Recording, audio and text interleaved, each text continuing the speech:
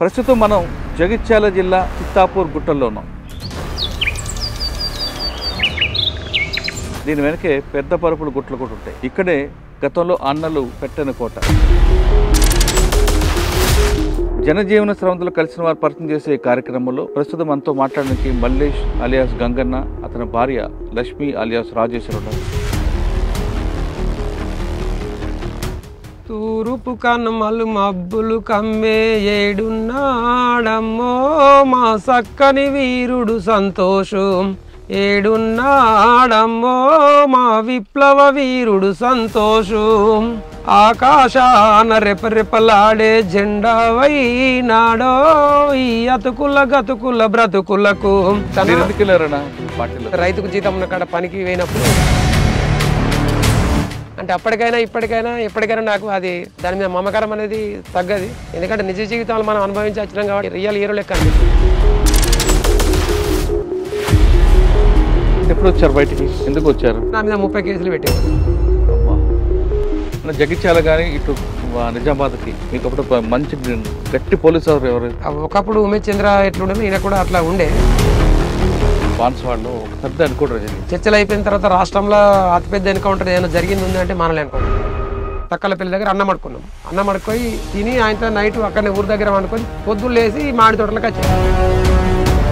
మానాలి ఎన్కౌంటర్కి ముందు వేములవాడ వస్తే అందులో విషం పెట్టో లేదంటే మత్తు మందికి పెట్టి పంపిస్తే అది తిని అందరు నిధుల్లోకి జారుకున్న తర్వాత పడిపోయిన వాళ్ళను కాలు రెక్కలు ఇచ్చేసి నేను కూడా నన్ను తీసుకుపోయాను. కామారెడ్డి పోలీస్ దాడి కానీ లేదా కామారెడ్డి నుండి మన సిరిసిల్ల వెళ్తున్నప్పుడు ఒక ఎస్ఐ మీద అటాక్ కానీ లేదా బాన్స్వాడ పోలీస్ మీద దాడి కానీ. కామారెడ్డి టౌనే కాబట్టి 2-3 పోవాలంటే ఇబ్బంది అవుతుంది. 3 అయినా బండి మీద అక్కడక్కడ పోలీసులు చూస్తే ఆపుతారని చెప్పేసి ఏకపడిసేమని ఇచ్చి తోలేసారు నన్ను. రామారెడ్డి పోలీస్ మీద దాడి దాన్ని మనం ఏ విధంగా చేద్దాం అనుకున్నప్పుడు దాన్ని డైరెక్షనల్ మైన్ అయితేనే దానికి బెటర్ ఉంటుంది అని చెప్పేసి ఒక యాక్టివ్ ఉన్న సభ్యుని దళ సభ్యుని 3 నెలలు ట్రైనింగ్ పంపించిన తర్వాత మీరు అటు నుండి వాళ్ళు చేసుకుని వస్తున్నప్పుడు మీరు కిందకి వెళ్ళాలి, ఏదో రకంగా రిట్రీట్ అవ్వాలి కదా. ఇలాగ వెళ్తారండి నైట్ టైం ఇంత గుట్టలు మాకే పాడడం కష్టం ఉంటుంది. మాకున్నంత ధైర్యం వాళ్ళకు ఉన్నది. ఎందుకంటే మాకేమో కుటుంబాన్ని ఇంటిని సర్వస్వాన్ని వదిలిపెట్టి బయటకు వచ్చిన తర్వాత సమాజం చూస్తే ఏమనిపిస్తుంది? సమాజం చూస్తే ఇప్పటికీ ఒక బాధ ఏమనిపిస్తుంది అంటే ఈ వ్యవస్థ అంతా ఇదంతా బూర్జ వ్యవస్థ, ఇదంతా తప్పు. మీరు ఎందుకు వెళ్ళారు? అయితే ఏ ఊర్లో మీటింగ్ పెడతారు ఎప్పుడెప్పుడు వచ్చి?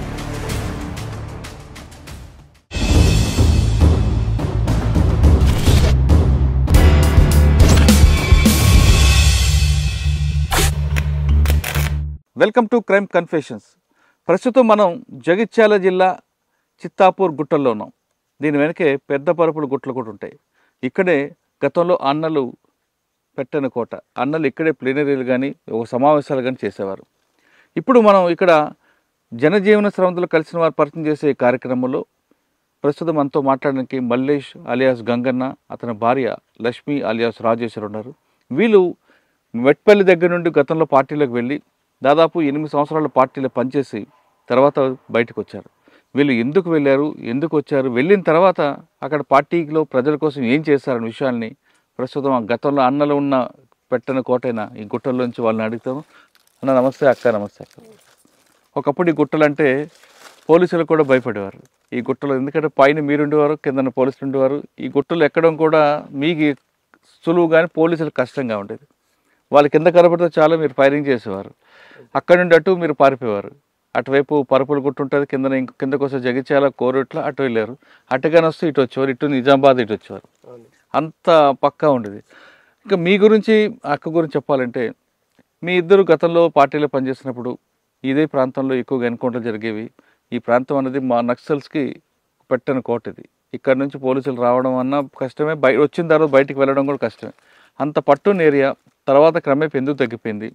ఇక్కడ మీరు చేసిన కార్యక్రమాలు ఏంటి? ఎందుకు మీరు పార్టీ నుంచి బయటకు వచ్చారు? ఈ 2 ప్రశ్నలు సమాధానం చెప్పే ముందు మీ కుటుంబ నేపథ్యం చెప్పండి. ముందు పార్టీలకు ఎవరు వెళ్ళారు? మీ ఇద్దరులో మీరు వెళ్ళారు కదా, చెప్పండి. గంగన్న, మీ ఒరిజినల్ పేరేమో మల్లేషు, పార్టీలోకి వెళ్ళిన తర్వాత గంగన్నగా మారింది, అవునా? అవును. రైట్. ఏం చేశారు, ఎందుకు వెళ్ళారు? అప్పుడున్న పరిస్థితి అండి ఇక్కడ మెట్పల్లిలో. అదే అయితే వాస్తవంగా మా ఊళ్ళే అప్పుడు అంటే ఇప్పుడు లేదు కానీ భూస్వామ్య వ్యవస్థ అనేది బాగా ఉండే. మెట్పల్లి కూడా మెట్పల్లి మా చిట్టాపూర్, మల్లాపూర్ మండలం, ఇది చిట్టాపూర్. ఈ చిట్టాపూర్ విలేజ్కి సంబంధించిన గుట్టలు ఇవి. ఊళ్ళో ఏంటంటే ఇట్లా ఇప్పుడు పాలేరులు నేను కూడా గతంలో జీతం ఉన్నా. నేను ఒక రైతుకు 6 ఏళ్ళు జీతం ఉన్నా, ఇంకొక రైతుకు 1 సంవత్సరం జీతం ఉన్నాం. మాకు కొన్ని మేకలు ఉండే. మేము ముగ్గురం అన్నదమ్ములము, 2 అక్కలు.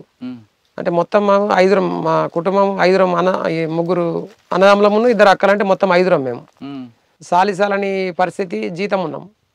జీతం ఉన్న కాడ అప్పుడు ఏంటంటే ఈ రైతు కూలి సంఘాలు ఏర్పాటు చేద్దరు. దళం వచ్చి రాత్రిపూట మీటింగ్ పెట్టి అంత ముందు ఒకసారి రౌండ్ వేసేద్దరు.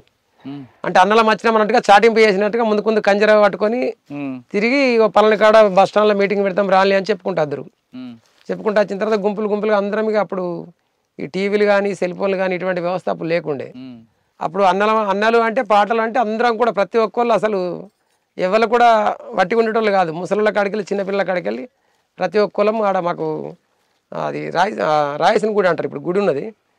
అక్కడనే ఏ కార్యక్రమం అయినా, మీటింగ్ అయినా, సభ అయినా, సమావేశమైనా, పంచాయతీ అయినా ఏది జరుపుకోవాలన్నా అక్కడనే జమ అయ్యేది అన్నట్టు. అక్కడ ఒకటి కొంచెం ఎత్తుకెత్తు ఒకటి గద్దె లెక్క ఉంటుంది. ఆ గద్దె మీదకి ఎక్కి కంజర కొట్టుకుంటా పాట పాడి మీటింగ్ పెడతారు. ముందు 2 పాటలు పాడతారు. ఏ దళం వచ్చేది అప్పుడు మెట్పల్లి దళం. ఎవరు? పాత తాలూకా. అప్పుడు ప్రభాకర్ అన్న, అల్లేశంకర్ ఆలియస్ ప్రభాకర్ అని చెప్పేసి వాళ్ళది పక్కనే ఇక్కడ కొర్రికల్ల, మెట్పల్లి మండలం కొర్రికల్ల. ప్రభాకర్ అన్న ప్రమోషన్ మీద జిల్లా కమిటీ సభ్యుడై వెళ్ళిపోయిన తర్వాత సాగర్ వచ్చాడు. సాగర్ అంటే అలా వాయులపల్లి, జమ్మికుంట ఏరియా, హుజరాబాద్ ఏరియా. సాగరు ఆయన లొంగిపోయిన తర్వాత, ఆయన కేసుల పల్లై మళ్ళీ లొంగిపోయిన తర్వాత పెరోళ్ళ మీద వచ్చి మళ్ళీ ఆయన ఎన్కౌంటర్ అయ్యాడు. అది వేరే. కానీ ఆయన పోయిన తర్వాత మళ్ళీ ఇక్కడ మా పక్కనే మొగిలిపేట రమేష్ అని, గంగుల వెంకటస్వామి ఆలియస్ రమేష్ అన్న అని, అప్పుడు మనకు జిల్లా కార్యదర్శిగా పనిచేసి మానాల ఎన్కౌంటర్లో చనిపోయాడు. అప్పుడు మేము ఇదే రైతు కూలి సంఘం పెట్టారు ఇక్కడ దాసరి గంగమల్లయ్య అని చెప్పేసి. మాకు ఆయన జిఆర్డి కమాండర్ ఉండే. జిఆర్డి అంటే గ్రామ రక్షక దళం. జిఆర్డి అంటే గ్రామ రక్షక దళం కమాండర్ ఉండే. కమాండర్ అంటే అప్పుడు నిర్బంధం బాగుంటుండే. మేము రోజు ఇట్లా గుట్టల వైపు, ఇటు తోటల వైపు, అటు ఇటు గొర్రెలకు పోతుంటాం. గొర్రెలకు కానీ, ఆవులకు కానీ, లేకపోతే రైతుకు జీతం ఉన్న కాడ పనికి పోయినప్పుడు మాకు కలుతుండే. కలిసి మీరు తమ్ముడు ఇట్లా జీతం ఉండు కాదు, మీరు ఖచ్చితంగా చదువుకోవాలా, ఇట్లా బాలల సంఘం ఏర్పాటు చేసుకోవాలని చెప్పేసి మాకు తను బోధించేది. బోధించినప్పుడు ఎందుకంటే మాకు కూడా ఏమనిపిస్తే అంటే, అన్న మరి మాకు అన్నలు కల్పిస్తామనంటే కల్పిస్తా తప్పకుండా అని చెప్పేసి 2-3 సార్లు ఇక్కడ యూసుఫ్ నగర్ అని మా పక్కనే ఉంటుంది. యూసుఫ్ నగర్ దగ్గరికి ఒకసారి తీసుకుపోయిండు, ఐలాపూర్ దగ్గరికి ఒకసారి, ఇంకోసారి మొగిలిపేట దగ్గరికి ఒకసారి, ఇట్లా 2-3 సార్లు దళం దగ్గరికి తీసుకుపోయాడు. తీసుకుపోయిన తర్వాత వాళ్ళని నిజంగా చూసే వరకల్లా మాకు కూడా ఏమనిపించింది అంటే నిజంగా మనం కూడా ఇట్లా ఉండాలి అనేది. అందుకని ఆ డీప్ కూడా ఇప్పటికి అట్లే పెట్టుకున్నా. అంటే అప్పటికైనా ఇప్పటికైనా ఎప్పటికైనా నాకు అది దాని మీద మమకారం అనేది తగ్గది. ఎందుకంటే నిజ జీవితాలు మనం అనుభవించి వచ్చినాం కాబట్టి అది రియల్గా ఒక రియల్ హీరో లెక్క అనిపిస్తుంది. కాబట్టి మనం కూడా పోవాలనేది నాకు కసి ఉండే. కానీ వాళ్ళు మేము పోదామన్నప్పుడు తీసుకోలేరు వాళ్ళు. ఎందుకు? మీరు ఖచ్చితంగా ఊళ్ళే ఉండాలి, ఇట్లా సంఘం పెట్టుకోవాలి అనేది బాలల సంఘం పెట్టారు. అసలు మాకు చదువు రాకపోవు. అప్పుడు చదువు అంటే సాలిసాలని కుటుంబ ఆర్థిక ఇబ్బందులు, పరిస్థితుల వల్ల నేపథ్యం చూసుకుంటే ఏంటంటే 1 ఎకరం భూమిలో ఏం పండేది కాదు. మా అన్న జీతం ఉంటుండే, నేను ఒకరికి జీతం ఉన్నా, మా తమ్ముడు ఇంకో ఆయనకు జీతం ఉన్నాడు. ఇక అటువంటి పరిస్థితుల్లో అందరం జీతం ఉండి పని చేసుకొని మా అక్కలకు పెళ్ళిళ్ళు చేసి వాళ్ళకి వరకట్నాలు ఇవన్నీ అప్పుడున్న వ్యవస్థలు ఇవన్నీ ఉంటుండే. కాబట్టి వాళ్ళకి చేసే వరకు మాకు కూడా ఇక్కడ ఏమి ఉండకపోవు. అసలు ఓసారి అన్నం తిందామంటే కూడా సరిపోయేంత పరిస్థితి ఉండకపోవు. అప్పుడు ఎక్కువ గడక కానీ అన్నం కానీ, అన్నం కొద్దిగా అంత ఉంటుండే. చుట్టాలు వస్తే అన్నం వండుదురు. అసలు వాస్తవంగా గడకనే. చుట్టాలు వస్తే వాళ్ళని గౌరవించాలి కాబట్టి వాళ్ళకు బియ్యం తీసుకొచ్చి అన్నం వండే పరిస్థితి ఉంటుండే. అటువంటి నేపథ్యంకి వెళ్ళి వచ్చినాం కాబట్టి మనకు కూడా అక్కడికి పోతే మనము సాధించాలనే కసి ఒకటి. తర్వాత పాటలకు మరి ముఖ్యంగా పాటలకు ఆకర్షితమైన. ఏ పాట బాగా మీకు ఇష్టం? అప్పటి పాటలు నాకు గుర్తులేవు. నాకు కూడా అంటే ఇప్పుడు నేను కూడా ఒక 8 సంవత్సరాలు పనిచేసిన కాబట్టి నేను కూడా చివర్లో వాడమన్నా వాడతా, మధ్యలో వాడమన్నా వాడతా. ఒక పాట పాడండి. తూర్పు కనుమల్లో సూర్యుడు ఉదయించే, అల్లమ్మనోరుడు తూర్పు కోటలో ఉదయించే, అల్లమ్మనోరుడు తూర్పు కోటలో ఉదయించే, ఓరు గల్లులో విద్యార్థుద్యమ నాయకుడవై వెలిగినవన్నా, నాయకుడవై వెలిగినవన్నా, అన్నగాళ్ళను హత్యలు చేసి ఉద్యమాన్ని ఆపుతామంటూ కలలు గన్న శత్రు ఎత్తుల సిత్తు జయ గదిలి నావే సిత్తు జయ గదిలి నావే ఓరు గల్లు పట్టనార్గనేజరై ప్రజలల్లో నువ్వు కలిసి నావే తూర్పు కర్మల్లో సూర్యుడు ఉదయించే అల్లమ్మ నోరుడు తూర్పు కోటలో ఉదయించే అల్లమ్మ నోరుడు తూర్పు కోటలో ఉదయించే పోలీసు బుద్ధులు అర్థం గాని కుటుంబ సభ్యులు నిన్ను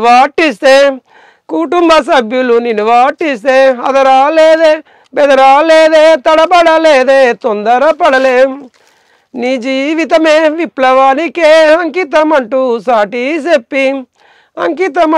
సాటి చెప్పి రైతు కూలి మహాసభకు అశోకన్నై తిరిగొచ్చినవే తూర్పు కనుమల్లో సూర్యుడు ఉదయించే అల్లమ్మ నోరుడు తూర్పు కోటలో ఉదయించే. మీ గురించి చెప్పండి, మీరు ఎందుకు వెళ్ళారు? మేము గొల్లపల్లి మండలం ఎనుమట గ్రామం మాది. మేము ముగ్గురం, ఒక తమ్ముడు చెల్లి, నేను పెద్ద నేనే వాళ్ళిద్దరికంటే. అయితే ఊళ్ళో మీటింగ్ పెడదురు, ఎప్పుడెప్పుడు వచ్చి ఊళ్ళో మీటింగ్ పెట్టి భూస్వాముల దగ్గర బియ్యం తీసి ఊళ్ళోనే వంచిర్రు. మా ఊళ్ళోనే వంచితే ఒక అన్న ఉండే బుగ్గరెడ్డి అని, మా ఊళ్ళోకి వెళ్ళి పోయిండు బుగ్గరెడ్డి అన్న. ఇక అన్న ఎప్పుడు అక్క నువ్వు రావాలంటుండే.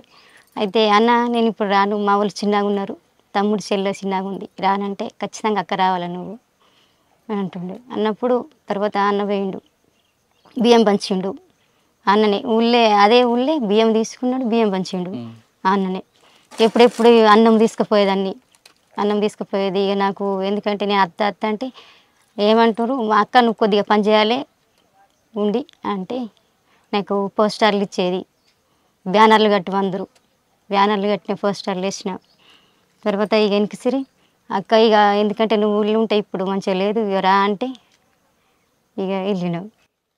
అప్పుడు ఎంత వయసు అమ్మా నీకు? అప్పుడు వయసు 18 సంవత్సరాలు ఉంటుంది కావచ్చు. ఏ దళంలోకి వెళ్ళారు? మీకు బాధ్యత ఎవరు అప్పుడు? అప్పుడు భూపుతన్న మలయాళగిరి భూపుతన్న అన్న. మరి మీ ఇద్దరు ఎప్పుడు కలిసారు? నేను జైచాల ఎల్జీఎస్ కమాండర్ ఉన్నా. నేను జైచాల ఎల్జీఎస్ కమాండర్ ఉన్నప్పుడు మా పక్కనే మల్యాల దళం, జైచాల మల్యాల పక్కనే ఉంటుంది. అప్పుడు పాత తాలూకాలు. ఇక్కడ మెట్టిపల్లి దళం, ఇది మెట్టిపల్లి దళం దాడితే జైచాల దళం, జైచాల దాడితే మల్యాల దాడితే మళ్ళీ మనకు ఉస్నాబాద్, హుజరాబాద్, మంతిని, పెద్దపల్లి ఈ 7 దళాలు ఉంటుండే అప్పుడు మనకు పాత ఉమ్మడి కరీంనగర్ జిల్లాలో. మాకు మల్యాల దళంకును జైచాల దళం ఎల్జీఎస్ దళాలు వచ్చినాయి అప్పుడు. అంతకుముందే పెద్ద దళాలు ఉన్నప్పుడు ఏరియా కమిటీ సెక్రటరీ ఉంటుండే, 2 సభ్యులు ఉందరు, 3 కమిటీ ఉంటుండే. నెక్స్ట్ ఏమైందంటే ఆర్గనైజేషన్ రీత్యా మనం ఇట్లా వికేంద్రీకరించాలనే దాంట్లో భాగంగా ఎల్జీఎస్ దళాలు ఏర్పాటు చేశారు. ఎల్జీఎస్ దళాలు అంటే ఎల్జీఎస్ దళాలకు కమాండర్లు ఉంటారు. ఎల్జీఎస్ దళం కమాండరు ఈ ఎల్జీఎస్ ఆ ఎల్జీఎస్ మీద ఒక సెక్రటరీ ఉంటాడు. ఈ 3 మళ్ళీ కమిటీ, ఈ ఏరియా కమిటీ సెక్రటరీ అనేది 2 దళాలని కోఆర్డినేషన్ చేయాలి. మాకు అప్పుడు గిరి రవి అని చెప్పేసి మంతినేరి ఆయన అలా అప్పుడు జడల నాగరాజు వాళ్ళ అన్నను వాళ్ళ బాబుని ఇద్దరు చంపేసిండు. గిరి రవి అని చెప్పేసి మాకు జైచాల ఈ ఏరియా కమిటీ సెక్రటరీ అయిన ఉండే. నేను జైచాల ఎల్జీఎస్ దళం, నేను ఈమెనేమో మల్యాల దళంలో సభ్యురాలు. ఇంకొక అర్జున్ అని పీసార్ రమేష్, ఇప్పుడు మీరు ఇంటర్వ్యూ చేశారు ఆయన కూడా, ఆయననేమో మల్యాల దళం కమాండర్ ఉండే, నేనేమో జైచాల దళం కమాండర్. మాకు ఏరియా కమిటీ సెక్రటరీగా గిరి రవి అని చెప్పేసి ఆలియాస్ జనార్దన్ పేరుతోటి ఇక్కడ పనిచేసాడు. ఇక్కడ పనిచేసిన తర్వాత నేను 1 సంవత్సరం ఇక్కడ జైచాల ఎల్జీఎస్ కమాండర్ పనిచేసి ప్రమోషన్ మీద 2 దళాలకు సెక్రటరీగా నిజామాబాద్ జిల్లాకైనా. ఇది బాన్సువాడ, ఎల్లారెడ్డి, కామారెడ్డి, భీమ్గల్ ఇటు కొన్ని సంవత్సరాలు పనిచేసినా మళ్ళీ ఇక్కడికి వెళ్ళి అటుకొని అంటే 4 దళాలకు నేను అప్పుడు కొంచెం మూమెంట్ తగ్గిపోతున్న టైంలో ఇక 4 దళాల బాధ్యతలు నా మీద పడ్డది. అప్పుడు పోలెం సుదర్శన్ రెడ్డి ఆలియస్ ఆర్కే అని చెప్పేసి మొగిలిసారులా, వరంగల్ ఆర్కే అందరూ. ఆర్కే అంటే మన చర్చలకైనా ఆర్కే కాకుండా ఇక్కడ ఒక ఆర్కే ఉండేది. ఆయన మాకు ఇది మన ఉత్తర తెలంగాణ స్పెషల్ జోనల్ కమిటీ సభ్యునిగా, తర్వాత ఈ జిల్లా కమిటీ సభ్యునిగా, జిల్లా కమిటీ కార్యదర్శిగా ఉండే అప్పుడు ఆయన. 2001 నుంచి 2003 వరకు ఆయనే ఉండే మాకు. అన్న మీరు పనిచేస్తున్న టైంలో బాన్స్వాడ, వర్ని ఇవన్నీ తిరిగారు మీరు. అక్కడ చేసిన కార్యం గాంధారి, ఆ తర్వాత గండి, ఇవన్నీ మీకు పిట్లం అన్ని వరకు వచ్చేవారు. పిట్లం వరకు వచ్చేవారు అనుకుంటా. పిట్లం తిరిగినాం. పిట్లం దగ్గర మనము అది ఒకటి ఊరు ఉంది పొలకంపేట. పొలకంపేట మాకు ఎక్కువ ఉండే. మీది ప్రాంతం అంతా అర్థమవుతుంది నాకు. పిట్లం, అటు కోటపల్లి, కోటేడు ఇవన్నీ ఉన్నాయి కదా. అవును. మీరు ఈ ప్రాంతంలో తిరిగినప్పుడు ప్రజలకు ఏం చేశారు మీరు? ప్రజలకు ముఖ్యంగా అప్పటికి నిర్బంధం అనేది బాగా అయింది.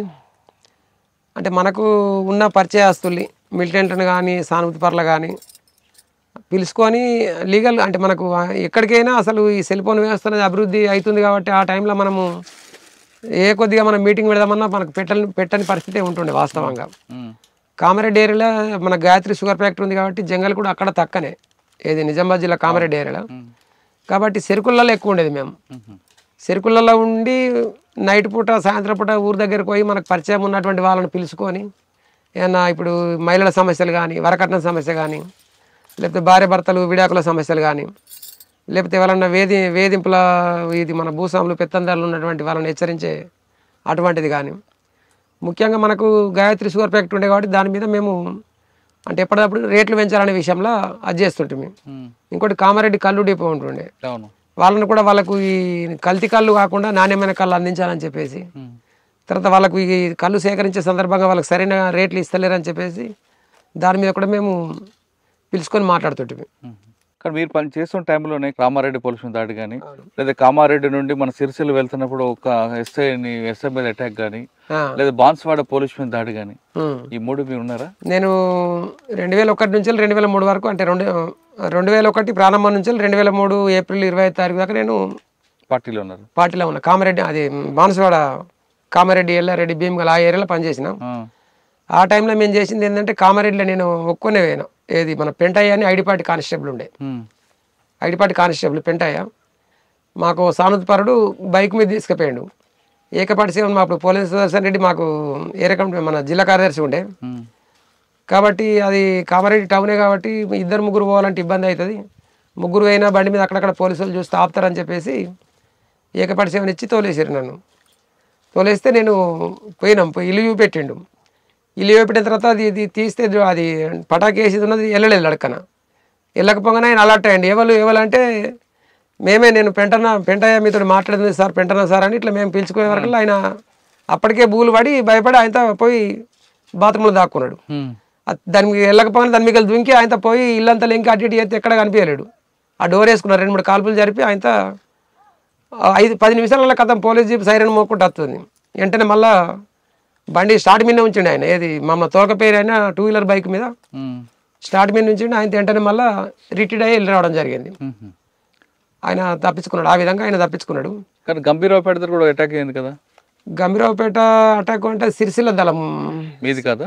సిరిసిల్ల దళం అది మాది కాదు, సిరిసిల్ల దళం. మీరు యాక్షన్ టేబుల్ ఉండి చాలా యాక్టివ్గా ఉండేవారు కదా అప్పుడు. కామారెడ్డి రామారెడ్డిలో ఒకరిని గొంతు కూడా కోసినట్లున్నారు. ఏం లేదన్న, అటువంటిది అయితే మాత్రం చేయలేము. నేను వాస్తవంగా నాకు యాక్షన్ టీం కంటే కూడా నాకు ఆర్గనైజేషన్ బాధ్యతలు ఎక్కువ ఉండే. 2 దళాలని కోఆర్డినేషన్ చేయడం కానీ ఎక్కువ 2 దళాలు మాకు. రామారెడ్డి పోలీస్ స్టేషన్ దాడి మీద మనకు గాజర్ల సారయ్య ఆలియస్ ఆజాద్ అని చెప్పేసి అప్పుడు తన జిల్లా కార్యదర్శి రవి అన్నగారు, అది అశోక్ వాళ్ళ అన్న, రవి కానీ అశోక్ వాళ్ళు ముగ్గురు కదా. అవును. అతను మాకు జిల్లా కార్యదర్శి ఉన్నాడు. అప్పుడు జిల్లా కార్యదర్శి ఉన్నప్పుడు తన నాయకత్వంలో ప్లాన్ చేసినాం. అది ప్లాన్ చేసి మనము ఈ డైరెక్షనల్ మైన్ పెట్టాలనుకున్నాం సార్. ఏది రామారెడ్డి అది పోలీస్ స్టేషన్ కాదు, అది వాస్తవంగా అవుట్ పోస్ట్. అది దాని మీద దాడి చేయాలని చెప్పేసి ఫస్ట్ రెక్కి చేసినాం. రెక్కి చేసిన తర్వాత ఏంటంటే దాన్ని మనము పక్కపొంటి ఇండ్లు అవి ఉన్న వాళ్ళని కూడా ముందే వాళ్ళకి చెప్పి వాళ్ళని కాల్ చేయించినాం. ఎందుకంటే ప్రాణ నష్టం మిగతా వాళ్ళకి జరగద్దు అనే ఉద్దేశంతో కాల్ చేసినాం. అయితే దానికంటే ముందు ఏంటంటే ఈ రెక్కి చేసిన తర్వాత దాన్ని మనం ఏ విధంగా చేద్దాము అనుకున్నప్పుడు దాన్ని డైరెక్షనల్ మైన్ అయితేనే దానికి బెటర్ ఉంటుంది అని చెప్పేసి అట్లా అప్రోచ్ అయ్యి దానికి ఏం చేయాలా, మనకు మన సొంత మనిషి కావాలా. డైరెక్షనల్ మైన్ అంటే ఒకటి వ్యాన్ అన్న ఏదైనా ఒక వెహికల్ తీసుకుపోయి దాంట్లో పెట్టి అది అట్లా అటువైపు పెట్టిన తర్వాత రిమోట్ తోటి మనం ఆపరేట్ చేస్తాం. దానికోసం మన మనిషే కావాలి. ఇప్పుడు వేరే మనిషిని తీసుకొచ్చి కూలి అయినా తీసుకొచ్చి నువ్వు ఇట్లా పెట్టమంటే పెట్టాడు కాబట్టి ఒక మనిషిని 3 నెలలు ట్రైనింగ్ పంపించినాం. 3 నెలలు ట్రైనింగ్. అది ఎక్కడ తీసుకున్నారు?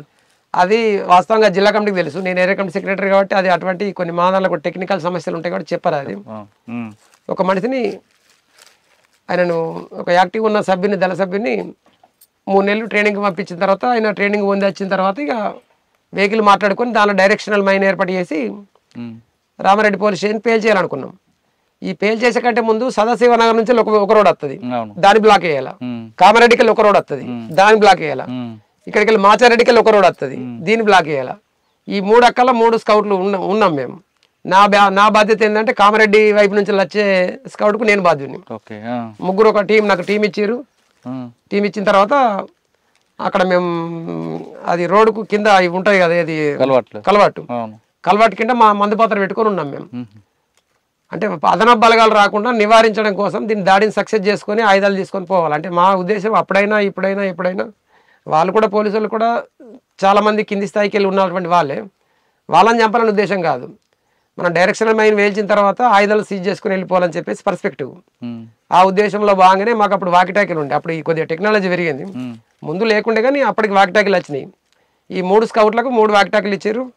నేనేమో కామారెడ్డి వైపు నుంచి వచ్చేదానికి నేనున్నా.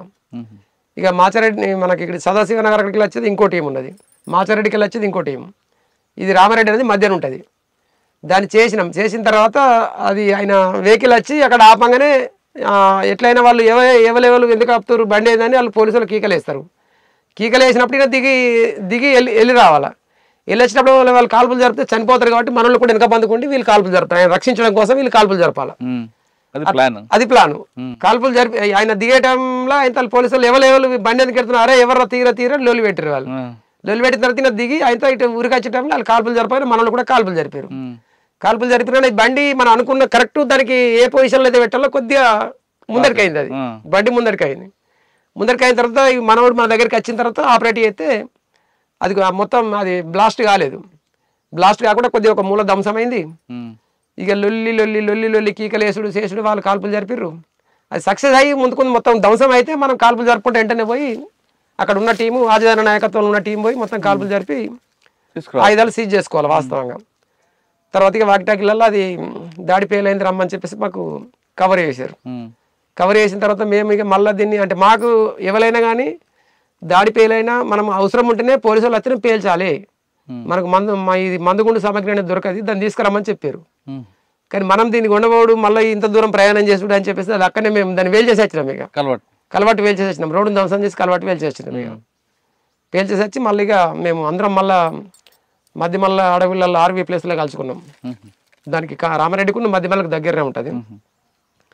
అక్కడ కలుసుకొని అందరం రిట్రీట్ అయ్యి వెళ్ళొచ్చినాం. సరే, గాంధారి రోడ్లు ఎందుకని పేల్చారు? గాంధారి రోడ్డు అన్న ఏ ఇయర్ అది? 2002. చారు సిన్హా మేడం అప్పుడు ఉన్నారు, ఎస్పీ చారు సిన్హా ఉండే. మరి అది 2002, నేను 2003 ఏప్రిల్లో నేను బయటకు వచ్చిన. నాకు ఐడియా లేదు మరి అది. బాన్స్వాడ పోలీస్ మీద దాడి, బాన్స్వాడ పోలీస్ స్టేషన్ మీద దాడి అదే అయ్యారు, అది 2002-03 ఆ టైంలో. బాన్స్వాడ పోలీస్ స్టేషన్ మీద దాడి లేదు. మరి అంటే చంపడం అంటే కానిస్టేబుల్ ఏమో చంపింది నాకు ఐడియా ఉంది. కానీ దాదాపు ఒక అరగంట సేపు ఫైరింగ్ అయింది కదా, పోలీస్ స్టేషన్ మీద అటాక్ చేస్తుంటారు. అంటే మీరు బయటకు వచ్చారా? నేను 2003 ఏప్రిల్ 25 నాడు ఆర్ఎస్ ప్రవీణ్ కుమార్ ఎస్పీ కరీంనగర్ ఎస్పీగా ఉండే అన్న. ఇప్పుడు ఇదే టైంలో సలీం దళం అన్నట్టు ఉండేది. సలీం దళం సీర్నపల్లి దళమా లేకపోతే దళమే? ఆ దళం గురించి మీకు చెప్పండి. సలీం దళము నేను వాస్తవంగా 96లో నేను యూజ్ అయినా. 98 దాకా మెట్టిపల్లి దళంలో దళ సభ్యునిగా పార్టీ సభ్యునిగా పనిచేసి 98లో ఉస్నాబాద్ పోయినా. ఉస్నాబాద్ ఏరియా కమిటీ సభ్యునిగా అక్కడ పోయినాం. అక్కడ పోయినప్పుడు మాకు తోకల రాయమల్లు ఆలియస్ పోచమలయ అని చెప్పేసి ఆయనది హుజరాబాద్ దగ్గర మాణిక్యపూర్ ఆయన ఉండే, మాకు దమన్నపేట, మాణిక్యపూర్ దగ్గర దమన్నపేట ఉంటుంది. ఇక 99 నుంచి మళ్ళీ 2000 సంవత్సరం దాకా నేను జైచాల్ ఏరియా కమిటీ ఎల్జిఎస్ కమాండర్గా పనిచేసిన. ఇక్కడికి వెళ్ళి ఇక మళ్ళీ నేను 2000 సంవత్సరం నుంచి 2002 మొత్తం పూర్తి చేసుకొని 2003 ఏప్రిల్ 25 తారీఖు దాకా నిజామాబాద్ జిల్లాకి ఆర్గనైజేషన్ రీత్యా. నిజామాబాద్ జిల్లాలో పోలీస్ స్టేషన్ పక్కన వాటర్ ట్యాంక్ పేల్చాలనుకున్నారు, ఎందుకు? ఏమో మరి అది పోలీస్ స్టేషన్ పక్కన వాటర్ ట్యాంక్ నిజామాబాద్ జిల్లాలో ఎక్కడ? నిజామాబాద్ టౌన్లోనా? టౌన్లో వాస్తవంగా అప్పుడు మనకు అంటే సిటీ ఆర్గనైజర్ ఉండే సుధీర్ అని చెప్పేసి, సుధీర్ అలా ఇక్కడనే మనకు దీన్ని ఏమంటాం ఇక్కడ మనం ఇక్కడనే ఉంది మండలి, ఏది మోర్తాడు పక్కనే వాళ్ళది విలేజ్ ఉంటుంది. వాటర్ ట్యాంక్ పేలిస్తే కింద ప్రజలందరికీ ఇబ్బందిగా ఉంది కదా. లేదు అటువంటిది అయితే ముందు ఇప్పుడు ఇంతకుముందు బస్సులు ధ్వంసం చేసినప్పుడు ప్రజల నుంచి వ్యతిరేకత వచ్చింది కాబట్టి అది కరెక్ట్ కాదని చెప్పేసి మీరు నిర్ణయించుకున్నాము. మరి వాటర్ ట్యాంక్ పేల్చాలని కాదు కానీ ఇప్పుడు ఆ సుధీర్ ఏంటైనా ఎన్కౌంటర్ జరిగిండు, అదే హౌసింగ్ బోర్డు కాలనీ ఎన్కౌంటర్ అయింది కదా, అదే దానికి నిరసనగా ఏదైనా ఒకటి చేయాలని చెప్పేసి అట్లా గిట్టు ఉండొచ్చు. కానీ ఇంకా వాటర్ ట్యాంకు మనకు అది ఏ రీతి చూసినా మనకు అది పార్టీ సిద్ధాంతానికి అయితే కరెక్ట్ కాదు. అది నిజామాబాద్లో చేసిన మీరు ఇంకా యాక్షన్ చెప్పండి. నిజామాబాద్లో యాక్షన్స్ అది ఆర్గనైజేషన్ వాళ్ళకు సివిల్ ఆర్గనైజేషన్ ఉంటుండే. నిజామాబాద్ ఆయన సుధీర్ ఉన్నప్పుడు యాక్టివ్ ఉంటుండే. సుధీర్ చనిపోయిందంటే కొంచెం స్తబ్దత అయిపోయింది. అప్పటికి మనకు 2001-2 నుంచి నిర్బంధం బాగా అయిపోయింది. అప్పటికి కోటగిరి ఆ ప్రాంతంలో రైతునగర్, కోటగిరి, శ్రీనగర్ ఈ ప్రాంతంలో కాంట్రాక్ట్లు బెదిరించడం, డబ్బులు తీసుకోవడం చేసేవారని ఉంది, ఒక ఆరోపణ ఉంది. అది మాకు ఆయన దయానంద్ అని చెప్పేసి ఇప్పటికి కామారెడ్డిలో ఉంటాడు. ఆయన ఏరియా వాస్తవంగా ఆయన లొంగిపోయిన తర్వాత మేము పోయినాం కానీ తక్కువ, మేము బాన్సువాడ కానీ ఎల్లారెడ్డి దళాలకు జంగల్కే పరిమితమైన తప్ప మేము ఆ పరిస్థితి అసలు డబ్బుల గురించి మాకు అసలు ఇంకోళ్ళని బెదిరియాల్సిన అవసరం మాకు లేదు వాస్తవంగా చెప్పాలంటే. డబ్బులు ఎందుకంటే ఇలా గాయత్రి షుగర్ ఫ్యాక్టరీ కానీ ఇలా కల్లు డిపో కానీ ఇవాళ అడిగినా ఒక లెటర్ రాస్తే తీసుకొచ్చి ఇచ్చే పరిస్థితి ఉంటుండే పార్టీ బలం ఉన్నప్పుడు. పార్టీ బలహీనంగా ఉన్నప్పటికైనా డబ్బుల గురించి మాత్రం పార్టీకి ఒక కోట ఉంటుంది. ఆ కోట మేరకే యూజ్ చేసుకున్నాడు. దానికి మళ్ళీ అకౌంట్ సీట్ ఉంటుంది, 1 year అకౌంట్ సీట్ తయారు చేసి పంపించడం ఉంటుంది. దాంట్లో ఏమైనా ఆర్థిక క్రమశిక్షణకు పాల్పడ్డప్పటికీ అటువంటి ఏమైనా ఉంటే ఈ ప్రమోషన్ కానీ డిమోషన్ కానీ దాంట్లో ఉంటుంది. ఎవరైనా ఆర్థిక క్రమశిక్షణ చేసి డబ్బులు దుర్వినియోగం చేసి ఇటువంటి ఏమైనా బెదిరించారు అంటే అది ఎవరి మీద అయినా, అది సెంట్రల్ కమిటీ సభ్యుడైనా, రాష్ట్ర కమిటీ సభ్యుడైనా, స్టేట్ కమిటీ ఎవరైనా కానీ ప్రతి ఒక్కరి మీద చర్యలు ఉంటాయి. అది అన్నది బాన్స్వాడలో చేయలేదు కానీ కొంతవరకు చేశారు. అక్కడ పోచారం శ్రీనివాసరెడ్డి కానీ గతంలో ఉన్న ఎస్విఎల్ నరసింహరావు ఒక ఎమ్మెల్యే ఉండేవారు, అది ఇప్పుడు ఎదురుపడ్డారు మీకు? మాకు పోచారం శ్రీనివాసరెడ్డి ఉన్నప్పుడు మండ వెంకటేశ్వరరావు వాళ్ళిద్దరు అప్పుడు టీడీపీలో ఉండే. వాళ్ళు ఎస్విఎల్ నరసింహరావు ఒక ఎమ్మెల్యే కూడా ఉండేవారు కదా బాన్స్వాడకి. ఏమో ఆయన తెలియదు కానీ మాకు ఇక్కడ సభ్యురాలి అయితే కామారెడ్డి ఏరియాలో సభ్యురాలి అని ఒక దళ సభ్యుడు సతీష్ అని చెప్పేసి ఆయన వెళ్ళిపోయిన తర్వాత ఆయన బెదిరించి డబ్బులు తీసుకున్నట్టుగా తెలుసు. కానీ అది పార్టీకి సంబంధం లేదు, ఎందుకంటే ఆయన బయటకు వెళ్ళిపోయిన తర్వాత ఆయన వ్యక్తిగతంగా బెదిరించి తీసుకున్నట్టు తెలుసు. కానీ పార్టీ పరంగా మాత్రం ఎక్కడ కూడా అటువంటి బెదిరించడం అనేది అయితే ఎక్కడ ఉండదు నాకు తెలిసినంత వరకు. అంటే బయటకు వచ్చిన తర్వాత బెదిరించి డబ్బులు వసూలు చేసే వాళ్ళు ఉంటారు, చెట్టు పేరు చెప్పి కాయలు అమ్ముకుంటారు అన్నట్టు అట్లా ఉంటారు. కానీ మేమైతే అటువంటి పరిస్థితి మాకు ఎప్పుడు రాలేదు వాస్తవంగా. జగిత్యాల కానీ ఇటు నిజామాబాద్కి మీకు అప్పుడు మంచి గట్టి పోలీసు ఎవరు?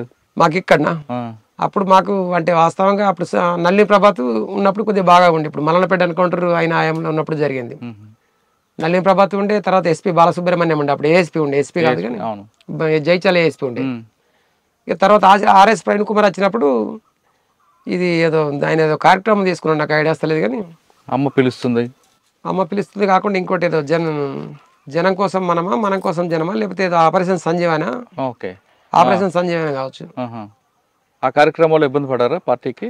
అంటే పార్టీకి మొదటి నుంచి వెళ్ళి అంటే ఆర్ఎస్ ప్రవీణ్ కుమార్ యాక్టివ్, అంటే ఆయన ఇదే ఒకప్పుడు ఉమేష్ చంద్ర ఎట్లుండే ఈయన కూడా అట్లా ఉండే. ఆయన కూడా ఒక నిజంగానే చెప్పాలంటే వాస్తవంగా దళిత వర్గం నుంచి వచ్చినాడు. అంటే ప్రభుత్వాల ఆదేశాలు అమలు చేసే తప్ప ఆయనకు వ్యక్తిగతంగా ఎజెండా ఉంటుందా ఉండదో మాకు తెలియదు వాస్తవంగా. కానీ ఆయన అంటే నల్లిని ప్రభాత్ ఏంటంటే బాగా కరడు కట్టిన వ్యక్తిగా ఉండని మా అభిప్రాయం ఉంటుండే. ఆర్ఎస్ ప్రవీణ్ కుమార్ అంటే ఇటువంటి సంస్కరణలు తీసుకొచ్చింది కానీ ఎన్కౌంటర్ల పట్ల అయితే మరి ఎక్కడ ఇంతగానో అంటే సీరియస్గా చేసినట్టు తెలియదు. అప్పుడు సురేంద్రబాబు గారు, అనురాధ మేడం గారు పనిచేస్తారు కదా, వాళ్ళ నుంచి మీకు ఏమైనా వచ్చిందా ఇబ్బంది? వాళ్ళు ఉన్నప్పుడు కూడా అంటే నిర్బంధం అనేది ఎప్పుడు దపదపాలుగా పెరుగుతూనే వచ్చింది. నిర్బంధం అనేది ఎప్పుడు అంటే నిర్బంధం పెరిగినప్పుడు కొద్దిగా సెట్ బ్యాక్ అయ్యి మనకు అటు పక్కనే డీకే ఉంది కాబట్టి, దండకరణం ఉంది కాబట్టి అటు దళాలు ఎప్పుడు నాయకత్వాన్ని పంపించుకొని పార్టీని విస్తరించడంలో భాగంగా అట్లా సెట్ బ్యాక్ అయ్యి వెళ్ళిపోయి ఇక్కడ దళాన్ని తక్కువ చేసుకుంటే అటు వెళ్ళిపోయింది. అందుకే ఇలా ఈ పశ్చిమ డివిజన్ అనే నిజామాబాద్ జిల్లాను ఈ కరీంనగర్ జిల్లాను కలుపుకొని పశ్చిమ డివిజన్ ఏర్పాటు చేసింది. అప్పుడు మీరు అదే టైంలో నిజామాబాద్ జిల్లాలో 2 ఎస్పీలు పనిచేశారు, ఆర్పి మీనా, మహేందర్ రెడ్డి గారు.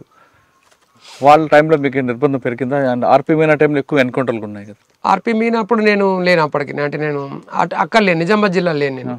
నేను ఉన్నప్పుడు ఈయన ఉండే, ఏది మన ఓఎస్డి విక్రమ్ సింగ్ మాన్ ఉండే.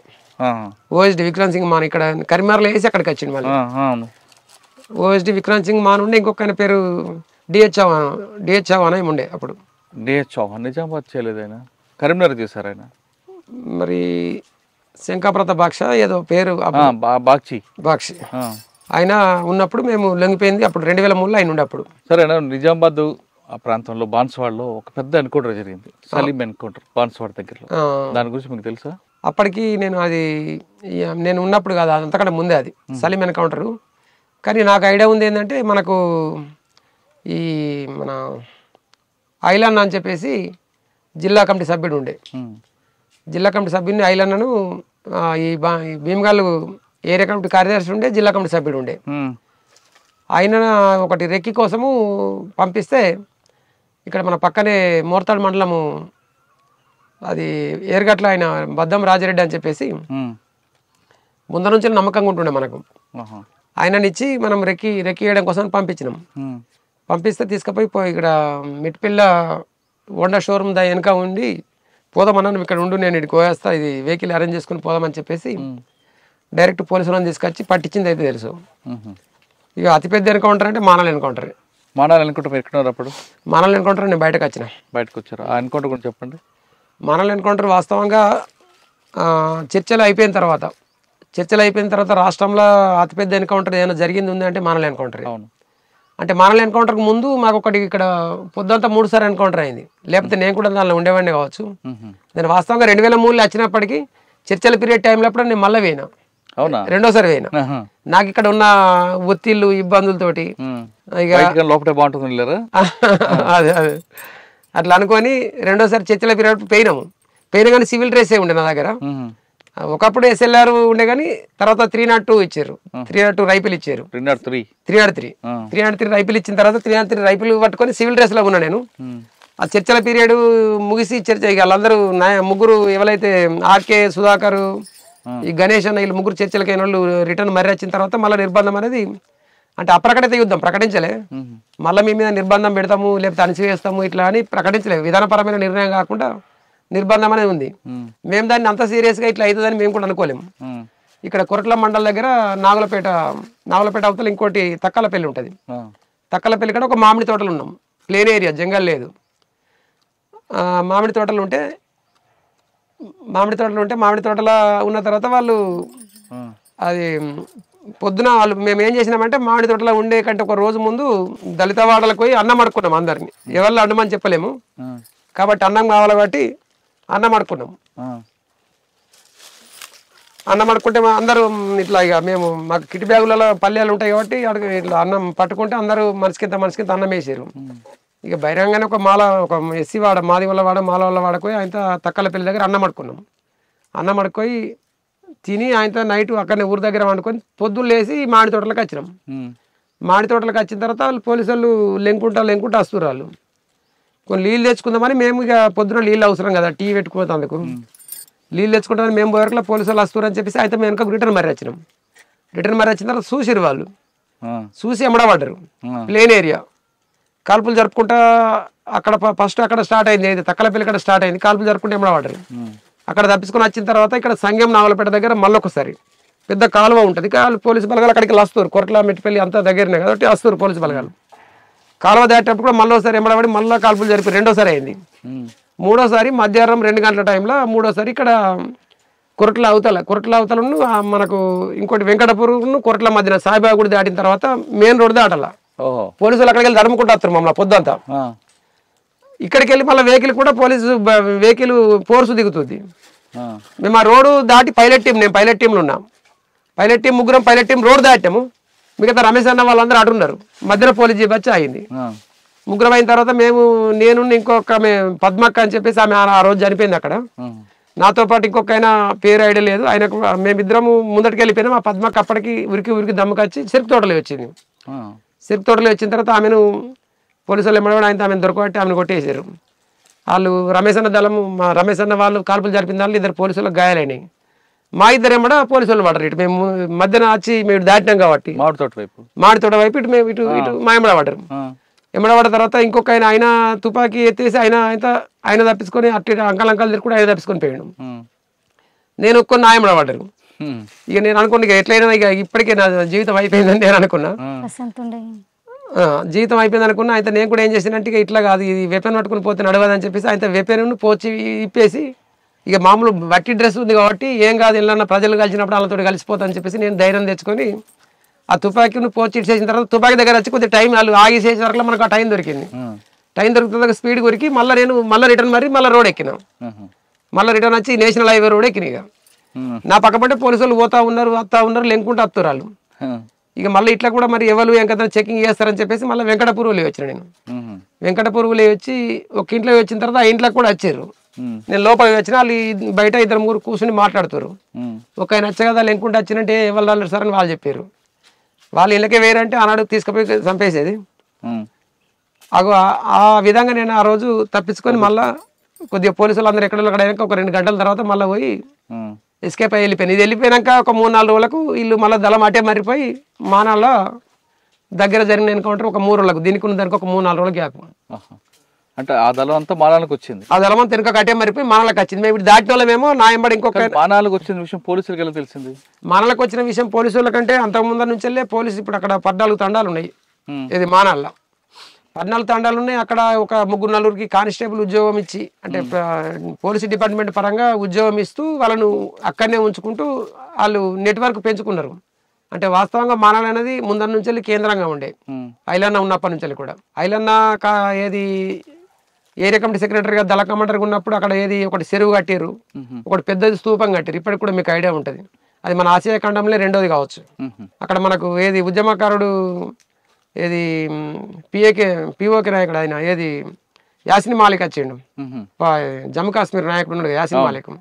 ఆయన వచ్చి ఆయన చేతుల మీదుగా మనం ఇక్కడ మానాల్లో దాన్ని స్తూపం ఓపెనింగ్ చేసినాం. అప్పుడు అక్కడ ఎక్కువ ఉంటుండే. అయితే అక్కడ ఈ ఉన్నదాన్ని బట్టి ఇప్పుడు అక్కడ ఎక్కువ ఏంటంటే ట్రైబల్ కాబట్టి చదువుకున్నారు ట్రైబల్. అప్పటికి సెల్ ఫోన్ వ్యవస్థ కూడా కొంత పెరుగుతుంది, వాకిటాకులు ఇచ్చి ప్రోత్సహించడం అనేది పెరిగింది కాబట్టి అంతకుముందు కూడా మేము ఇప్పుడు ఆజాదార నాయకత్వంలో ఒక 13 మందిని మేము చంపినప్పుడు దాంట్లో కూడా ఉన్నాను నేను.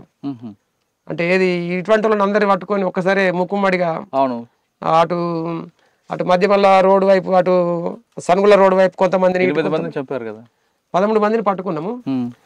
అలా 8 మందిని చంపినామా 12 మందిని చంపినామా నాకు ఐడియా లేదు. గంగన్న వాళ్ళందరూ ఉన్నారు అప్పుడు. నేనే గంగన్న, ఇంకో గంగన్న కూడా ఉంటాడు. ఇంకో గంగన్న వాజదన్న అప్పుడు కార్యదర్శి మాకు అన్న. అది సరే గాని మానాలి ఎన్కౌంటర్కి ముందు భోజనం కోసం సిరిసిల్ల వస్తాయి, వేములవాడ వస్తాయి. అందులో విషం పెట్టో లేదంటే మత్తు మందికి పెట్టి పంపిస్తే అది తిని అన్నలందరూ పడుకున్న టైంలో పోలీసులు కాల్పులు జరిపారని ఒక వార్త వచ్చింది. అది వాస్తవం? అయితే నేను దాంట్లో లేను, ప్రత్యక్షంగా లేను. కానీ మనకు తెలిసిన విషయం ఏంటంటే సురేందర్ అని ఒక ఆయన ఇంతకుముందు జనశక్తి పార్టీలో పనిచేసిండు, ఇల్లంతకుంట ఏరియా ఆయన. ఇంకొక ఆమె పద్మక్క బూక్య పద్మ అని చెప్పేసి అడవి 10 లేదా రోడ్డు 10 2 ఉంటాయి 10 ఆమె బూక్య పద్మ అని చెప్పేసి అలా భార్య ఏదో భర్త సమస్య ఉందని చెప్పేసి ఆమె దళం వెంబడి వచ్చింది, దళంకు పరిచయం అయింది, దళ సభ్యులు ఏరింది. ఈ సురేంద్ర అయినా ఎస్పీ బాలసుబ్రహ్మణ్యం ఉన్నప్పుడు జనశక్తి పార్టీలో పనిచేసిండట. జనశక్తి పార్టీలో పనిచేసి ఈ ఎస్పీ బాలసుబ్రహ్మణ్యం ఉన్నప్పుడే ఇన్ఫార్మర్గా మారిండు, ఆయన ద్వారానే వచ్చిండు అనేది మనకు తర్వాత సమాచారం తెలిసిన విషయం. అయితే ఇంతమంది చనిపోతే వాళ్ళిద్దరు ఆ రోజు వంట చేసింది వాళ్ళే. వాళ్ళు ఈ బూక్య పద్మవును ఈ సురేంద్ర అని చెప్పేసి ఆ రోజు వంట చేసింది వాళ్ళే. వీళ్ళు చర్చల టైంలో మనకు లీగల్ పీరియడ్ ఉన్న టైంలో వీళ్ళు వచ్చారు. ఆ టైంలో వచ్చారు ఒకటి, ఆ రోజు వంట చేసింది వాళ్ళే. కాబట్టి అన్నం అలా వంట చేసిన దానినే మొత్తం మంది కలిపినరు. ఆ తిన్న తర్వాత అందరూ నిద్రలోకి జారుకున్నారు అనేది మాకున్న రిపోర్టు. అంటే ఎన్ని గంటలకు వచ్చారు అప్పుడు పోలీసులా? ఇప్పుడు వీళ్ళు పొద్దున వంట చేస్తారు కదా సార్ అన్నం. పొద్దున మనం ఎట్లా పొద్దున 6 గంటలకు లేస్తాం ఖచ్చితంగా. 5:30కే ఉంటది, ఎందుకంటే పొద్దునే పోలీసులు వస్తారా అని చెప్పేసి 5:30కే అందరు లేచి రోల్ కాల్ చేస్తారు. రోల్ కాల్ చేసిన తర్వాత ఇక కాలకృత్యాలు చేర్చుకొని ఎక్సర్సైజ్ ఉంటుంది. ఎక్సర్సైజ్ అయిన తర్వాత టీటీపీని ఉంటుంది. 7:30-8 గంటలకు టీటీపీని ఉంటుంది. 8 గంటలకు టీటీపీని అయిందంటే తిన్నాక 15 నిమిషాలకు 20 నిమిషాలకు అరగంట అయినా 9-10 గంటలకు రావచ్చు. అప్పుడా ఎంతసేపు జరుగుండొచ్చండి ఎన్కౌంటర్?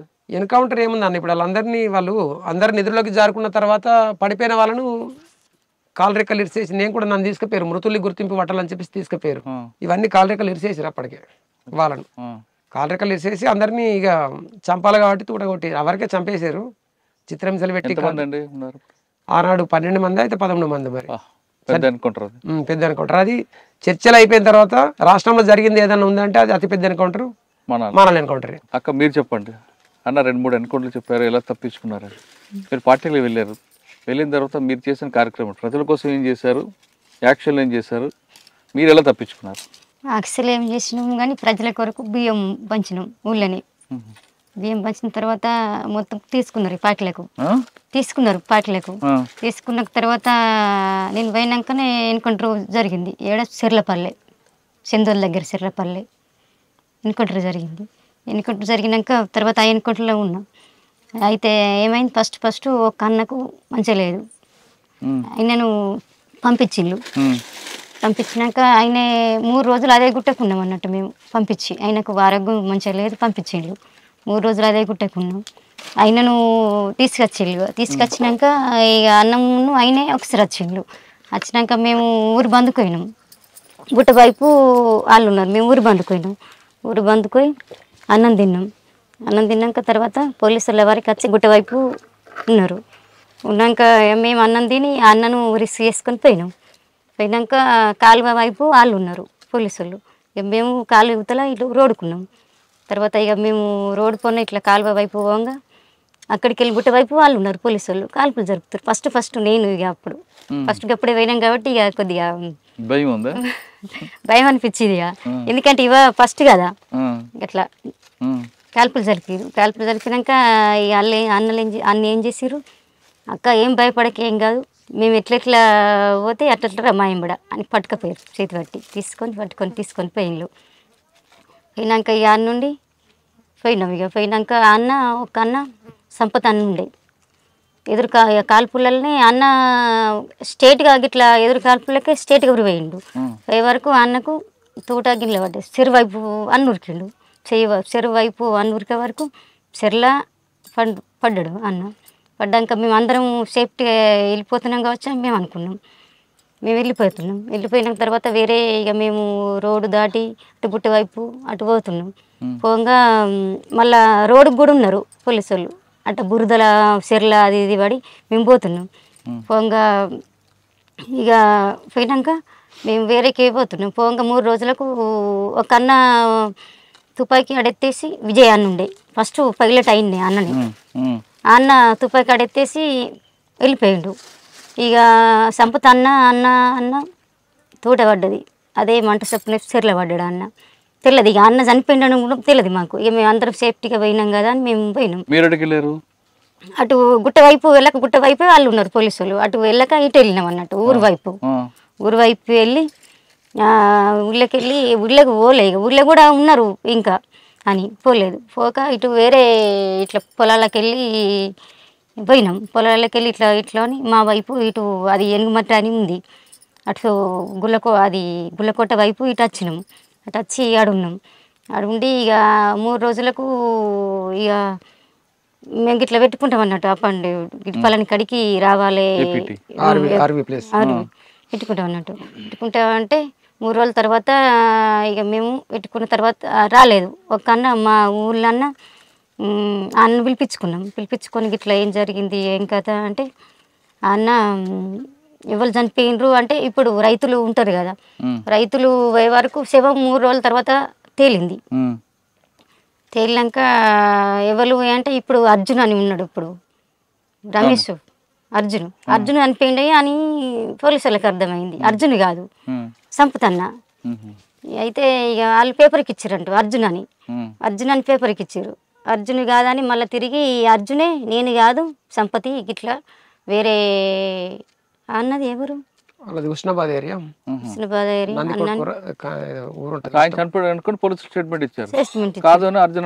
మళ్ళీ ఇచ్చిండు. ఇచ్చి ఇక నుండి ఇటు జైచాల ఏరియాకి వచ్చినాం. మీరా? జైచాల ఏరియాకి నేను ఉంటా. అప్పుడు ఇక్కడ పరిచయం యాదలానికి వచ్చినాం. ఈ దళంకి వచ్చాక ఇంకెక్కడ తిరిగావమ్మా ఇప్పుడు? జైచాలకి వెళ్ళి మళ్ళీ నిజామాబాద్ కామారెడ్డి అన్నప్పుడు పరిచయం మీకు? జైచాల ఏరియా. పెళ్లి చేసుకుందామని ఎప్పుడు అనుకున్నారు? 2000 సంవత్సరంలో ఈమె వచ్చింది. 2000 సంవత్సరాలు వచ్చినప్పుడు ఈమె మల్లెల దళంలో ఈమె ఉంటుండే, జైచాల దళం నేను. మాకు ఏరియా కమిటీ సెక్రటరీ ఏమో గిరిరావు అని చెప్పేసి ఆలి జనార్దన్, ఆయన కూడా ఆదిలాబాద్ అనుకుంటా చనిపోయాడు. ఆ టైంకి మేము ఎప్పుడు 2 దళాలు ఒక ఏరియా కమిటీ అన్నట్టు. ఇది అన్నదమ్ముల లెక్కనే ఉంటుంది. ఎప్పుడు ఈ అక్కడ ఏమైనా మూమెంట్ చేయాలన్నా అక్కడ ఏమైనా చంపాల చేయాలన్నప్పుడు మేము అటు పోడు కానీ వాళ్ళు ఇటు పోడు కానీ ఇట్లా ఉంటుంది. ఆ టైంలో పరిచయం అయిన తర్వాత ఇక పెళ్లి చేసుకుందాం ఎవరు అనుకున్నారు? ఇక మేము ఇక పరిచయం ఉన్న టైంలో ఏంటంటే ఇక నన్ను గంగన్న అంటే ఎక్కువ మంది నా దగ్గరికి ప్రతి ఒక్కళ్ళు వద్దరు ఏదైనా చెప్పాలన్నా చేయాలన్నా. జనార్దన్ ఏంటంటే మహిళలు అంటే ఆయన కొద్దిగా వీళ్ళను ఒక చిన్న చూసే ఆలోచన ఉంటుండే. పద్మక్కకును జనార్దన్కి వడకపోవు ఎప్పుడైనా కానీ. పద్మక్కనేమో అందరికీ కామ్రేడ్ మహిళలు ఒక అణచివేతను వాళ్ళు అసమానతలు ఎదుర్కొని వచ్చారు కాబట్టి వాళ్ళను ప్రియారిటీ ఇవ్వాలని చెప్పేసి పద్మక్క చెప్తుండే. ఆయన ఏంటంటే మీరు అందరూ సమానం అన్నప్పుడు ఈ బరువులు మోసక్కడ కూడా సమానం ఉండదు అని చెప్పేసి వీళ్ళకి ఎక్కువ బరువులు ఎత్తుతుండే. మొగలు మోసినంత బరువు ఆడలు మోయలేరు కదా అన్న. అటువంటి దాని మీద ఆయన మీద కంప్లైంట్ పెడతారు. ఇక మళ్ళీ ఈ ఏరియా కమిటీ ఇప్పుడు ఏరియా కమిటీలో మేము ముగ్గురం కమిటీ ఉంటుంది కాబట్టి ఏదన్నా మళ్ళీ నాకు గంగన్న నువ్వన్న అది అది సరిదిద్దాలా ఇట్లా ఉంటే మంచిది కాదు అని చెప్పేసి నాకు పద్మక్క చెప్పేది. అట్లా కాకుండా పద్మక్క వాళ్ళు ఇప్పుడు రాష్ట్ర కమిటీ జిల్లా కమిటీ మీటింగ్లకు అయినప్పుడు కూడా కొన్ని పేపర్లు ఇచ్చిపోతుండే ఆమె పథకం పెట్టి, మేము ఇక్కడ ఉన్నట్టు కల్పించాలంటే మీరు స్టేట్మెంట్ ఇవ్వండి, ఏదైనా సమస్య మీద అప్పుడప్పుడు స్పందించి స్టేట్మెంట్ ఇవ్వండి అని చెప్పేసి అడ్వాన్స్ సంతకాలు పెట్టి పోతుండే పేపర్లు ఇచ్చి మేమే రాసి ఇస్తుంటే. అంటే పద్మక్క ఏ ఏరియాలో ఉంది అనేది పోలీసులకు కల్పించేటట్టు అట్లా స్వేచ్ఛ ఉంటుండే, అంత స్వేచ్ఛ ఉంటుండే. అందుకే నేను తక్కువ టైంలో నేను పోయిన 96 సంవత్సరం 2003 వరకల్లా ఏరియా కమిటీ సెక్రటరీ పనిచేసి ఇంకా ఉంటే జిల్లా కమిటీ కూడా తీసుకుందామనే చర్చ ఉండే. అంటే అంత మీరు అనుకున్నారా అక్క అనుకుందా? ఇక అంటే ఆమె తెలియక ప్రతి ఒక్కరికి నా దగ్గరికి వస్తుండే. వచ్చినప్పుడు ఇక మాట్లాడుతుంటే ఇక అప్పటికి వేరే ఇంకో శ్రీను అని చెప్పేసి వాళ్ళు పెళ్లి చేసుకున్నారు. ఇట్లా కొన్ని ప్రపోజల్స్ వచ్చినాయి. ప్రపోజల్స్ వచ్చినప్పుడు ఇక మేము కూడా అట్లా మరి పెళ్లి చేసుకున్న ఆలోచనకు మేము వచ్చినాం అన్నట్టు. అంటే ఇక మేము ఇద్దరం అనుకున్నాం పార్టీకి చెప్పారా? ఇద్దరు నిర్ణయించుకొని ఇద్దరికి ఇష్టం అయినాక పార్టీకి చెప్పినాం. పార్టీకి చెప్తే 6 నెలల టైం ఇచ్చిళ్ళు. 6 నెలల తర్వాత పద్మక్క గడుచున్నాయి. కానీ పద్మక్క గన్మెన్ ఉంటున్నాం. పద్మక్క సమక్షంలో పెళ్ళిందా? పెళ్ళైన తర్వాత మళ్ళీ మీరు అందరూ విడిపోయారా? పెళ్ళైన తర్వాత ఈమె ఇక నేను ఆర్గనైజేషన్ రీత్యా నాకు ప్రమోషన్ వచ్చింది. నేను 2 దళాల కమాండర్గా నిజామాబాద్ అయినా కాబట్టి ఈమెను కూడా మళ్ళీ ఇక్కడ ఉంటే ఎట్లా మరి అని చెప్పేసి ఈమెను కామారెడ్డి దళంలో ప్రమోషన్ ఇచ్చి కామారెడ్డి ఎల్జెస్ దళంలో ఈమె డిప్యూటీ కమాండర్గా ఈమెను ప్రమోట్ చేసి పంపించారు అన్నట్టు. రామారెడ్డి మండలంలో ఒక ఆయన ఉండేవారమ్మా, మాజీ నక్సలైట్, అప్పుడు అనాలా? ఆయన పేరు చెప్పండి ఒకసారి. ఆయన పేరు కూడా రామారెడ్డి అనుకుంటా. మాచారెడ్డి మండలం కావచ్చు, రామారెడ్డి మండలం కాదు. రామారెడ్డి పెద్ద మేజర్ విలేజ్ అది. అక్కడ పోలీస్ అవుట్ పోస్ట్ అయితే వేల్చింది గుర్తున్నది. ఇంకా చాలా జరిగాయి కదా మీరు కామారెడ్డి, గంభీరాపేట, సిరిసిల్ల రోడ్డు జరిగింది. ఇక్కడ పాకాల దగ్గర కూడా ఇప్పుడు మనకు ఒకసారి మధ్యమాల ఎన్కౌంటర్ లో కూడా మేము ఉన్నాం. మధ్యమాల ఎన్కౌంటర్ వాస్తవంగా అప్పుడు ప్రసాద్ అన్న ఉన్నాడు, చంద్రరాజమౌళి ఆలియస్ ప్రసాద్ అన్న. తర్వాత చిట్టిరాజు పాపయ్య అని చెప్పేసి రాజమౌళి అక్కడ ధర్మవరంలో చనిపోయారు కదా, అక్కడ చనిపోయింది. ఇక్కడ ఈ ఎన్కౌంటర్ లో ఉండే అప్పుడు మధ్యమాల ఎన్కౌంటర్ లో ఉండే పసులేటి రామరెడ్డి, తర్వాత చంద్రరాజమౌళి ఉండే, తర్వాత చిట్టిరాజు పాపయ్య అని చెప్పేసి ఏది టేకుమట్ల వరంగల్ జిల్లా సోమన్న పేరుతో పనిచేసాడు. ఆయన కూడా స్టేట్ కమిటీ సభ్యుడు. రాజమౌళి ఇక్కడ తప్పించుకున్నాడు కానీ అక్కడ చనిపోయారు కదా. అక్కడ ఆరోగ్యం బాగాలేక బయటకు పోతే ట్రైన్ లో వెళ్తుంటే స్టేషన్ లో చంపారు. అదే ఆ వరకు పద్మక్క కూడా చనిపోయింది. పద్మక్క చనిపోయిన తర్వాత పద్మక్క భర్తనే కదా చంద్రరాజమౌళి, పద్మక్క వాళ్ళ భర్త. ఈ ఎన్కౌంటర్ లో కూడా మేము ఉన్నాం, ఏది మధ్యమాల ఎన్కౌంటర్ లో. అది మనకు అప్పుడు మాకున్న సమాచారం ఏంటంటే ఇప్పుడు మధ్యమల్ల కింద ఒకటి గజసింగవరం ఉండే. కామారెడ్డిలో పనిచేస్తున్నప్పుడు మీకు చెప్పమ్మా బాగా గుర్తింపు సంఘటన ఒకటి. వాస్తవంగా నాకు రావాలని లేకుండే అన్న, మీ సర్వీస్ లో అక్క కన్నా మీరు ఎక్కువ సర్వీస్ కాబట్టి ఇంకా బాగా గుర్తుండిపోయిన సంఘటన చెప్పండి. మీకు పార్టీలో మీరు చేసిన మంచి కార్యక్రమం చెప్పండి, అదేవిధంగా మీరు చేసిన యాక్షన్ కూడా చెప్పండి. చేసిన యాక్షన్ అంటే నేను ఆర్గనైజేషన్కి ఎక్కువ ఉంటుండే, నన్ను యాక్షన్కి పంపించారు. అప్పటికి యాక్షన్ టీంలు అనేది వేరే టీములు ఉంటుండే. వాస్తవంగా ఆర్గనైజేషన్ రీతినే ఎక్కువ ఉండేది. ఏంది అంటే పెంటాయి మీద దాడి ఒకటి, తర్వాత పెంటాయి మీద దాడి నేను ఒక్కొనే పోయినప్పుడు పోయినా అది ఫెయిల్ అయింది అంటే మళ్ళీ రిటర్న్ వెళ్ళి వచ్చినాం. నేను వచ్చిన ఒక 5 నిమిషాలలో పోలీసులు వచ్చారు అక్కడ టౌన్ కాబట్టి. ఇక మధ్యమాల ఎన్కౌంటర్ అయితే అది ఎంబడవాడి తరిమి బగ్గట అందరూ కూడా ఇక ఎందుకంటే మందిని తక్కున్నాం. సాధారణంగా ఇలాంటి గుట్టలు ఉంటారు కదా. అవును, ఈ గుట్టలు ఏటవాళ్ళగా ఉంటాయి, ఇవి బండలు గుట్టలు అన్ని. పైన అంటే పరుపులు. అవును, ఇలాంటి దగ్గర ఉన్నప్పుడు మీరు ఎక్కడ మీటింగ్ పెట్టుకుంటారు అంటే పైన ఉంటే కింద పోలీసులు వస్తారని హైట్ లో కూర్చుంటారు కనిపిస్తుంది కాబట్టి. ఇలాంటి దగ్గర నైట్ టైం ఫైరింగ్ అయిందనుకోండి, ఈ గుట్టల నుంచి ఎలా పరిగెడతారు? ఇక్కడ వంట ఎలా చేస్తారు? వంట చేస్తున్నప్పుడు పోలీసులు కనపడుతుంది. అవి ఎలా చేస్తుంటారు ఇటువంటి ప్రాంతంలో? ఇటువంటి ఇప్పుడు ఇటువంటి చేసుకొని కొద్దిగా మంచి సాఫ్ చేసుకొని అక్కడ మబ్బుల్ని ముగించుకొని పొద్దుంత మాత్రం ఏమి ఇట్లా మళ్ళీ టెంట్ వేసినట్టు మీద ఇట్లా ఏర్పడకుండా చెట్ల కింద ఓలంగలాలు మామూలుగా ఉండి ఒక మనిషి సెంటర్ ఉంటాం. సెంటర్ హైట్ లో ఉంటారా? సెంటర్ కొద్దిగా ఎత్తు మీద బండ ఇటువంటి బండ ఉంటే దాని మీద చూసుకుంటా సెంటర్ గమనించుకుంటే ఎప్పుడు ఏమవుతుంది అనేది చూసుకుంటూనే ఉండడం అవుతుంది. కానీ మరి ముఖ్యంగా ఇటువంటి ఇప్పుడు ఈడికెళ్ళి స్టార్ట్ అయ్యేది ఏంటంటే ఈ ఎండాకాలం వస్తుంది కాబట్టి ఇటువంటి అప్పుడు నీళ్ళతోటి తిప్పలా ఉంటుంది. తర్వాత నీడ కూడా దొరకదు. నీడ కావాలంటే సిద్ధర్ కట్టాలి. మళ్ళీ సిద్ధర్ కట్టాలంటే దూరం అక్కడికి వచ్చేటోళ్ళకి కూడా ఇట్లా చూస్తే ఆకులు ఉంటాయి కాబట్టి ఏర్పడుతుంది మళ్ళీ అట్లా ప్రాబ్లం అయ్యేది. ఎండాకాలం నీటి ప్రాబ్లం, కిందకి వెళ్తే నీరు దొరుకుతుంది, కిందకి వెళ్తే నీటి కోసం వెళ్తే పోలీసులు ఉంటారు, పైన మీరు అన్నట్లుగా చెద్దరు కడితే ఏర్పడుతుంది. మరి అటువంటిప్పుడు ఎలా ఉంటారు? ఇటువంటి చెట్ల కింద ఉంటారా? చెట్ల కింద ఇప్పుడు ఒక్కొక్కరు ఇట్లా రక్షణ బండ ఉంచుకొని తర్వాత ఇట్లా చెట్లకు ఇట్లా వేవలదాలు కట్టుకొని ఉంటారు. ఇట్లా విడివిడిగా ఒక దగ్గర ఎండ ఉంటది, ఒక దగ్గర నీడు ఉంటది, ఎండ మారిపోతుంటది కదా సమయం సరిపోతుంది. మరి అప్పుడు ఏం చేస్తారు? ఇప్పుడు ఇట్లా చెట్లకు ఇట్లా కట్టుకొని ఎవలదాలు విడివిడిగా రక్షణ గిట్ల బండ రక్షణ ఉంచుకొని చెంట్లు అంత దూరం ఉంటది. తర్వాత రక్షణ గిట్ల కట్టుకొని ఎవలదాళ్ళు ఉంటారు విడివిడిగా. అందరూ ఒక్కడ ఉండాలనేది ఉండదు ఎండాకాలం అన్నట్టు. గట్లా వర్షాకాలం అయితేనేమో గిట్లా పత్ర కట్టుకొని వర్షాకాలం ఒక దాంట్లో ఉంటారు. కాకపోతే ఎండాకాలం కాబట్టి విడిగా ఎవలదాళ్ళు గిట్లా కట్టుకొని కొంత దూరం రక్షణ గిట్లా కూర్చొని చదువుకుంటారు.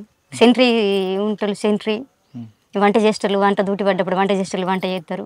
వంట చేస్తున్నప్పుడు పొగ బయటకు వస్తుంది కదా, ఎలా మరి పొగ రాకుండా ఎలా వండుతారు? పొద్దున్నే ముగించుకొని రోజుకి ఒక్కరికి వంట డ్యూటీ ఉంటది, ప్రతి ఒక్కరు అందరూ. అన్న అక్క అన్న తేడా ఉండదు. ఇక ఎవరికి డ్యూటీ పడితే వాళ్ళే చేసుడు. మరి చలికాలం కష్టం అవుతుంది కొద్దిగా. సరేనా, ఇటువంటి ప్రాంతాలు మీరు ఉన్నారనుకోండి, పోలీసులు ఫైరింగ్ స్టార్ట్ అయింది, మీరు అటు నుండి వాళ్ళు చేసుకుని వస్తున్నప్పుడు మీరు కిందకి వెళ్ళాలి, ఏదో రకంగా రిట్రీట్ అవ్వాలి కదా. ఇలాగ వెళ్తారు నైట్ టైం ఇంత గుట్టలు మాకే రావడం కష్టం ఉంది కదా. అది మేము రోజు ఇక ఇట్లా పోవాలన్నది ఉండదు. బండ గాని గుండు గాని పడుకుంటా లేసుకుంటా అన్నట్టు ఫైరింగ్ చేసుకుంటే పోవుడే వెళ్ళిపోవుడే. ఇక జీవన మరణ సమస్యనే వాస్తవంగా. ఇట్లా రక్షణ దెబ్బలు తగులుతాయి పడ్డకాడ ఇక కాల్పులు జరుపుకుంటా, అంటే ఉరుకుతే మాత్రం చనిపోతాము. మనం కూడా కాల్పులు జరుపుకుంటా నిదానంగా పోతేనే వాళ్ళకు కూడా, అంటే మాకున్నంత ధైర్యం వాళ్ళకు ఉండదు. ఎందుకంటే మాకేమో కుటుంబాన్ని ఇంటిని సర్వస్వాన్ని వదిలిపెట్టి ఒక వ్యవస్థ కోసం వచ్చిన వాళ్ళం కాబట్టి మనకు కమిట్మెంట్ ఉంటుంది. వాళ్ళకి ఏంటంటే ఇక జీతాల కోసం, ప్రమోషన్ల కోసం, అవార్డుల కోసం, రివార్డుల కోసం వచ్చిన వాళ్ళు కాబట్టి వాళ్ళు పెద్ద సంఖ్యలో ఉన్నారు, మేము మనం మంది ఎక్కున్నామనే ఒక ఆ ధైర్యంతో తప్ప వాళ్ళని అంత డేర్గా వచ్చే పరిస్థితి ఉండదు. కానీ కొన్నిసార్లు తెల్లవారుజామున వస్తుంటారు పైకి, మీకు వాళ్ళకు పక్కా సమాచారం ఉన్నప్పుడు వస్తారు. ఇప్పుడు పద్మక్క అనుకుంటారు, అదే రీతిలో జరిగింది అక్కడ. ఎందుకంటే గాయత్రి కన్స్ట్రక్షన్ అనేది వర్క్ నడుతుంది. అది గాయత్రి కన్స్ట్రక్షన్ ఒకటి ప్రసాద్ కన్స్ట్రక్షన్ వర్క్ నడుతుంది. వాళ్ళ దగ్గర డబ్బులు అడిగారు, డబ్బులు అడిగితే డబ్బులు ఇచ్చారు. డబ్బులు ఇచ్చిన తర్వాత అక్కడనే 3 రోజుల నుంచి అక్కడనే ఉన్నారు. ఏది నేరెళ్ళ గుట్ట అటు తర్వాత బీర్పూర్ గుట్ట. ఆ ఉంటున్న సందర్భంగా అంతకుముందు ఆయనను బెదిరించినాము. మేదారి రవి అని చెప్పేసి నేరెళ్ళ విలేజ్ ఆయన బెదిరించినాము. ఆ బెదిరించిన అయినా వీళ్ళు ఉన్న దళము ఆయన కట్టెలకు వచ్చిండట. ఆయన ఈ సెంట్రీ కూడా నిద్ర లేదు, నిద్ర లేక ఈయన కూరుకుంటా ఇట్లా నిద్ర ఉండదు కాబట్టి కూరుకుంటా సెంట్రీ ఉన్నాడు. గమనించి ఆయన వెళ్ళిపోయాడు. అంతకుముందే పద్మక దళం ఇక్కడ ఉంది అని చెప్పేసి ఇమ్రాన్ అని చెప్పేసి ఒక ఆయన ఆంధ్రప్రభన లేకపోతే ఆంధ్రజ్యోతో ఆయన ఇంతకుముందు నిజామాబాద్ జిల్లాలో పద్మక్క జిల్లా కార్యదర్శి ఉన్నప్పుడు ఒకసారి ఇంటర్వ్యూకి పిలిచినాం ఆయన. ఆ ఇమ్రాన్ అనేటైనా ఇప్పుడు హబీబ్ ఖాన్కు వాళ్ళు చుట్ట కాదు తురుకోవాలి వాళ్ళ ఉంటుంది కదా, అట్లా ఈయనకు హబీబ్ ఖాన్ సిఐ ఉన్న టైంలో ఆయనకు ఇన్ఫర్మేషన్ ఇచ్చిండు, ఇట్లా పద్మక్క దళం ఉన్నది అని చెప్పేసి ఈయనను పిలిచింది అని చెప్పేసి పిలిచి మాట్లాడుకుని పంపించింది అటు ఇమ్రాన్ అనేటైనను. అదొక రిపోర్ట్ ఉంది. ఇక్కడ దళం కూడా ఎక్కడుంది అనేది కూడా ఆ పద్ధతిలో ఈయన ఏది మేదారి రవి అనేటైనా చూసి చెప్పిండు అని చెప్పేసి అంతా ధైర్యంగా వచ్చి నిద్ర ఉన్న వాళ్ళని కాల్పులు జరిపి కొట్టేసారని సమాచారం. అప్పుడు అక్క వాళ్ళకి తప్పించుకున్న అక్క లక్ష్మక్క, ఆవిడ ఎక్కడున్నారు ఇప్పుడు? అప్పుడు నేను నిజామాబాద్ జిల్లాలో. లక్ష్మక్క ఎక్కడ ఉన్నారు? ఆ ఎన్కౌంటర్లు ఉన్నది అక్క. ఇప్పుడు మనం మాట్లాడా అక్క ఎన్కౌంటర్లు ఉంది, పద్మక్క ఎన్కౌంటర్లు ఉన్నది ఆమె. అన్న ఇప్పుడు ఈ గుట్టలు ఉన్నాయి, అవును, రాత్రి పడుకుంటారు. అవును, ఎండాకాలం కాబట్టి పర్వాలేదు జరుపుకుని పడుకుంటారు. వర్షాకాలం పాములు వస్తాయి, అన్ని తిరుగుతుంటాయి పురుగులు, వాటి నుంచి ఎలా మీరు? వర్షాకాలం ఏంటంటే మేము బాగా వర్షం కొట్టిందంటే టెంట్ వేసుకుంటారు అన్నట్టు. టెంట్ వేసుకుంటే టెంట్లో వండుకుంటారు. ఇదంతా సాపు చేసి టెంట్ ఎత్తారు. టెంట్ ఎత్తే టెంట్లో పాములు వస్తాయి కదమ్మా. పాములు ఏం రావు. అవి పాములు వచ్చిన సందర్భంగా అంటే మనకు నిజంగా పాములు కుట్టి చనిపోయిన వాళ్ళంటే సంతోష్. ఇప్పుడు ఆ పాట కూడా నాకు నోటికి కొంత వస్తుంది. నిజామాబాద్ జిల్లా సంతోష్, తూర్పు కనుమల మబ్బులు కమ్మే ఏడున్నాడమ్మ సక్కని వీరుడు సంతోష్ అని చెప్పేసి ఆవిడ పాడుతుందా. ఆయన మీద ఆ పాము కుట్టి చనిపోయాడు ఆయన. జిల్లా కమిటీ సభ్యుడు కావచ్చు ఆయన. నేను మీ ఇద్దరు తర్వాత ఎప్పుడు వచ్చారు బయటికి, ఎందుకు వచ్చారు? 2003 ఏప్రిల్ 25 తారీఖు నాడు మేము వచ్చింది. 2003 ఒక 3 నెలలు ఏప్రిల్ 25 తారీఖు నాడు లొంగిపోయినాం వాస్తవంగా అధికారికంగా. కానీ మేము వెళ్ళింది జనవరి ఎండింగ్ ఫిబ్రవరి మధ్యలో వచ్చినాం. ఫిబ్రవరి మధ్యన వచ్చి పార్టీ చెప్పే ప్రకారంగా, ఎందుకంటే ఒక 3 నెలలు మనం వాళ్ళు మార్చుకోవడానికి వాళ్ళ డెన్నులు కానీ వాళ్ళ ఏమన్నా వస్తువులు కానీ తర్వాత మన పాత పరిచయాలు కానీ అవన్నీ మర్చిపోవడానికి కూడా టైం కావాలి కాబట్టి అట్లా 3 నెలలు కరీంనగర్లో ఉన్నాం మేము. అక్కడ బొమ్మకల్ దగ్గర కరీంనగర్లో ఐస్ ఫ్యాక్టరీలో పని చేసుకుంటున్నాం కూలీలు లెక్క ఉండి ఆడికి వెళ్ళి ఎస్పీ ఆర్ఎస్ ప్రవీణ్ కుమార్ సార్కు ఇక్కడ బక్కాయి అని వెటర్నరీ డాక్టర్ ఉంటాడు. తర్వాత మా ఊరు సర్పంచ్ ఆర్ భూమన్ అని చెప్పేసి ఆయన కూడా వీళ్ళు క్లాస్మేట్లు అట వాళ్ళకు ఆర్ఎస్ ప్రవీణ్ కుమార్ సార్కు. వాళ్ళ ద్వారా సమాచారం పంపించి ఇట్లా లొంగిపోతామంటున్నారు అంటే సరే రమ్మని చెప్పేసి మాట తీసుకొని అట్లా ఆ విధంగా మేము ఏప్రిల్ 25 తారీఖు నాడు లొంగిపోయినాం అధికారికంగా. కానీ మేము వచ్చింది మాత్రం జనవరి ఎండింగ్ లేదా ఫిబ్రవరి మధ్యన అట్లా వచ్చినాం. అంటే ప్రవీణ్ కుమార్ సార్ దగ్గర లొంగిపోయారు మీరు? ప్రవీణ్ కుమార్ సార్ దగ్గర లొంగిపోయినాం. అప్పుడు ప్రభుత్వం ఇవ్వాల్సిన అన్ని ఇచ్చింది పథకాలన్నీ కూడా? ప్రభుత్వం ఇవ్వాల్సిన పథకాలు నా మీద 2 లక్షల రివార్డు ఉండే. ఈమె మీద అంటే ఈమె మీద రివార్డు అప్పటికి ఏం ప్రకటించలేరు. అంటే వాస్తవంగా దళ సభ్యుల మీద చాలా మందికి ప్రకటించలేరు. ఊళ్ళో కొద్దిగా గుర్తింపు పొందిన వాళ్ళు కొద్దిగా యాక్టివ్ ఉన్న వాళ్ళు ఇటువంటి వాళ్ళు మీకు నాకు 2 లక్షలు వచ్చింది. కానీ అసలు ఆ 2 లక్షల కోసం నేను ఆలోచించలే. 2 లక్షల కోసం నేను ఎప్పుడు ఆ పోలీస్ కార్యాలయం చుట్టూ ఎప్పుడు కూడా తిరగలే. అది ఎప్పుడో వచ్చి ఉన్నది. ఇక అందరు ప్రతి ఒక్కరు ఇట్లా నీకు ఏమైనా నీకు రివార్డ్ వచ్చిందని ఇట్లా అడిగితే అసలు నాకు రాలేదు అని అంటే ఇక లోకల్ పోలీసులు పిలుచుకొని ఒకసారి పోయిరా కదా ఎస్పీ దగ్గర కొమ్మంటే నేనేమని పోవాలా, ఎందుకు నేను పోవాలని నేను ఇట్లా అన్నాను. లేదు కలిసిరా ప్రవీణ్ కుమార్ సార్ మంచివాడు, కలిసిరా నీకు రివార్డు వస్తుంది అంటే అత్తే మీరు అది చూద్దామా, నాకు అట్లా రివార్డు తీసుకోవాలా లేకపోతే పైసల కోసం అనే ఉద్దేశం నాకు లేకుండే. ఇక సరే మరి అందరూ అంటారు కదా పోదాము మనకు కూడా ఇబ్బంది ఏముంది అని చెప్పేసి వచ్చినాక కంట్రోల్ పోయింది ఉండే పరిస్థితి ఉంటుండే. పోయినాం. పోతే ఆయన అప్పుడు ఓఎస్డి మధుసూదన్ రెడ్డి ఉండే. అప్పుడు దీనికే వింగుంటుండే కాబట్టి మనం ఎస్పీని కలవడం కోసం కాదు, ఆయన దగ్గరికి పోతే ఆయన ఓఎస్డికి రాసాడు. మధుసూదన్ రెడ్డి దగ్గరికి అయిన తర్వాత ఆయన ఎస్పీ గారిని కలమని మళ్ళీ ఆయన ఎస్పీ గారు కలమన్నాడు. ఇక ఎస్పీ గారి దగ్గరికి పోయిన తర్వాత ఆయన సరే నేను చెక్ చేస్తాను అని చెప్పేసి మంది అందరూ లైన్ పట్టారు. అక్కడ ఏది సమస్యలు ఉన్న వాళ్ళందరూ ఎస్పీ గారిని కలవడం కోసం లైన్ పట్టారు. లైన్ పట్టిన తర్వాత సరే ఒక దరఖాస్తు అయితే ఇద్దామని దరఖాస్తు ఇచ్చిన నేను. దరఖాస్తు ఇచ్చి బయటకు వచ్చిన తర్వాత మళ్ళీ ఒక కానిస్టేబుల్ పంపించి ఆయన రమ్మనని ఆయన ఇటు గేట్ దాడుతున్నా మళ్ళీ నన్ను పిలుచుకపోయారు. పిలుచుకపోయిన తర్వాత చెక్ ఇచ్చారు. చెక్ ఇచ్చిన తర్వాత చెక్ మనం ఆ డేట్ అవన్నీ మనం ఎందుకు ఇస్తాం కొండపోయి ఆ బ్యాంకులో వేసినాం. బ్యాంకులో అయితే అది 1 year అయిపోయింది అప్పటికి చెక్ వచ్చి. 1 year అయిపోయింది, అది వాలిడేట్ అయిపోయింది. ఆ చెక్ చెల్లుబాటు కాదు ఇదని మళ్ళీ బ్యాంకులో తిరిగి పంపించారు. పంపించిన తర్వాత ఇట్లా చెల్లదట అని చెప్పేసి అన్న తర్వాత మళ్ళా ఓఎస్డి ఒక లెటర్ రాసి అది ప్రధాన కార్యాలయం హైదరాబాద్ పోవాలి మీరు అని చెప్పేసి ఒక కానిస్టేబుల్ ఇచ్చి మళ్ళీ నాకు మళ్ళీ కవర్ పంపి నన్ను తీసుకుపోయారు. ప్రధాన కార్యాలయం అక్కడ హైదరాబాద్ పోయినాక మళ్ళీ ఆయన దాన్ని చెక్ మీద మళ్ళీ దాన్ని రెన్యువల్ చేసినట్టు అది ఏందో కానీ మళ్ళీ దాన్ని చెక్ పాస్ అయ్యేటట్టు చేసారు. చేసిన తర్వాత తీసుకొచ్చి చేసిన తర్వాత అప్పుడు మళ్ళీ అది మనకు జమ అయినాయి అన్నట్టు 2 లక్షల రూపాయలు. 2 లక్షలు 2 లక్షలు. కానీ భూమి ఏది ఇవ్వలేదా? భూమి దాని మీద జీవో లేదు వాస్తవంగా. అంటే నిజంగా సరెండర్ పాలసీ ఉంది కదా అప్పుడు? సరెండర్ పాలసీ అన్నారు కానీ ఇప్పుడు వ్యక్తిగతంగా పోయి కలిసి కొద్దిగా పైరావి చేసుకొని రాజకీయ పలుకుబడి ఉన్న వాళ్ళకు ఇచ్చి ఉన్నారేమో కానీ నిజంగా దాని మీద అంటే వీళ్ళకు నిజంగానే పిలిచి ఇవ్వాలని లేకపోతే వాళ్ళే చూపించి ఇవ్వాలని చెప్పేసి ఎప్పుడు కూడా అట్లా. మీకు రాలేదా? రాలేదు.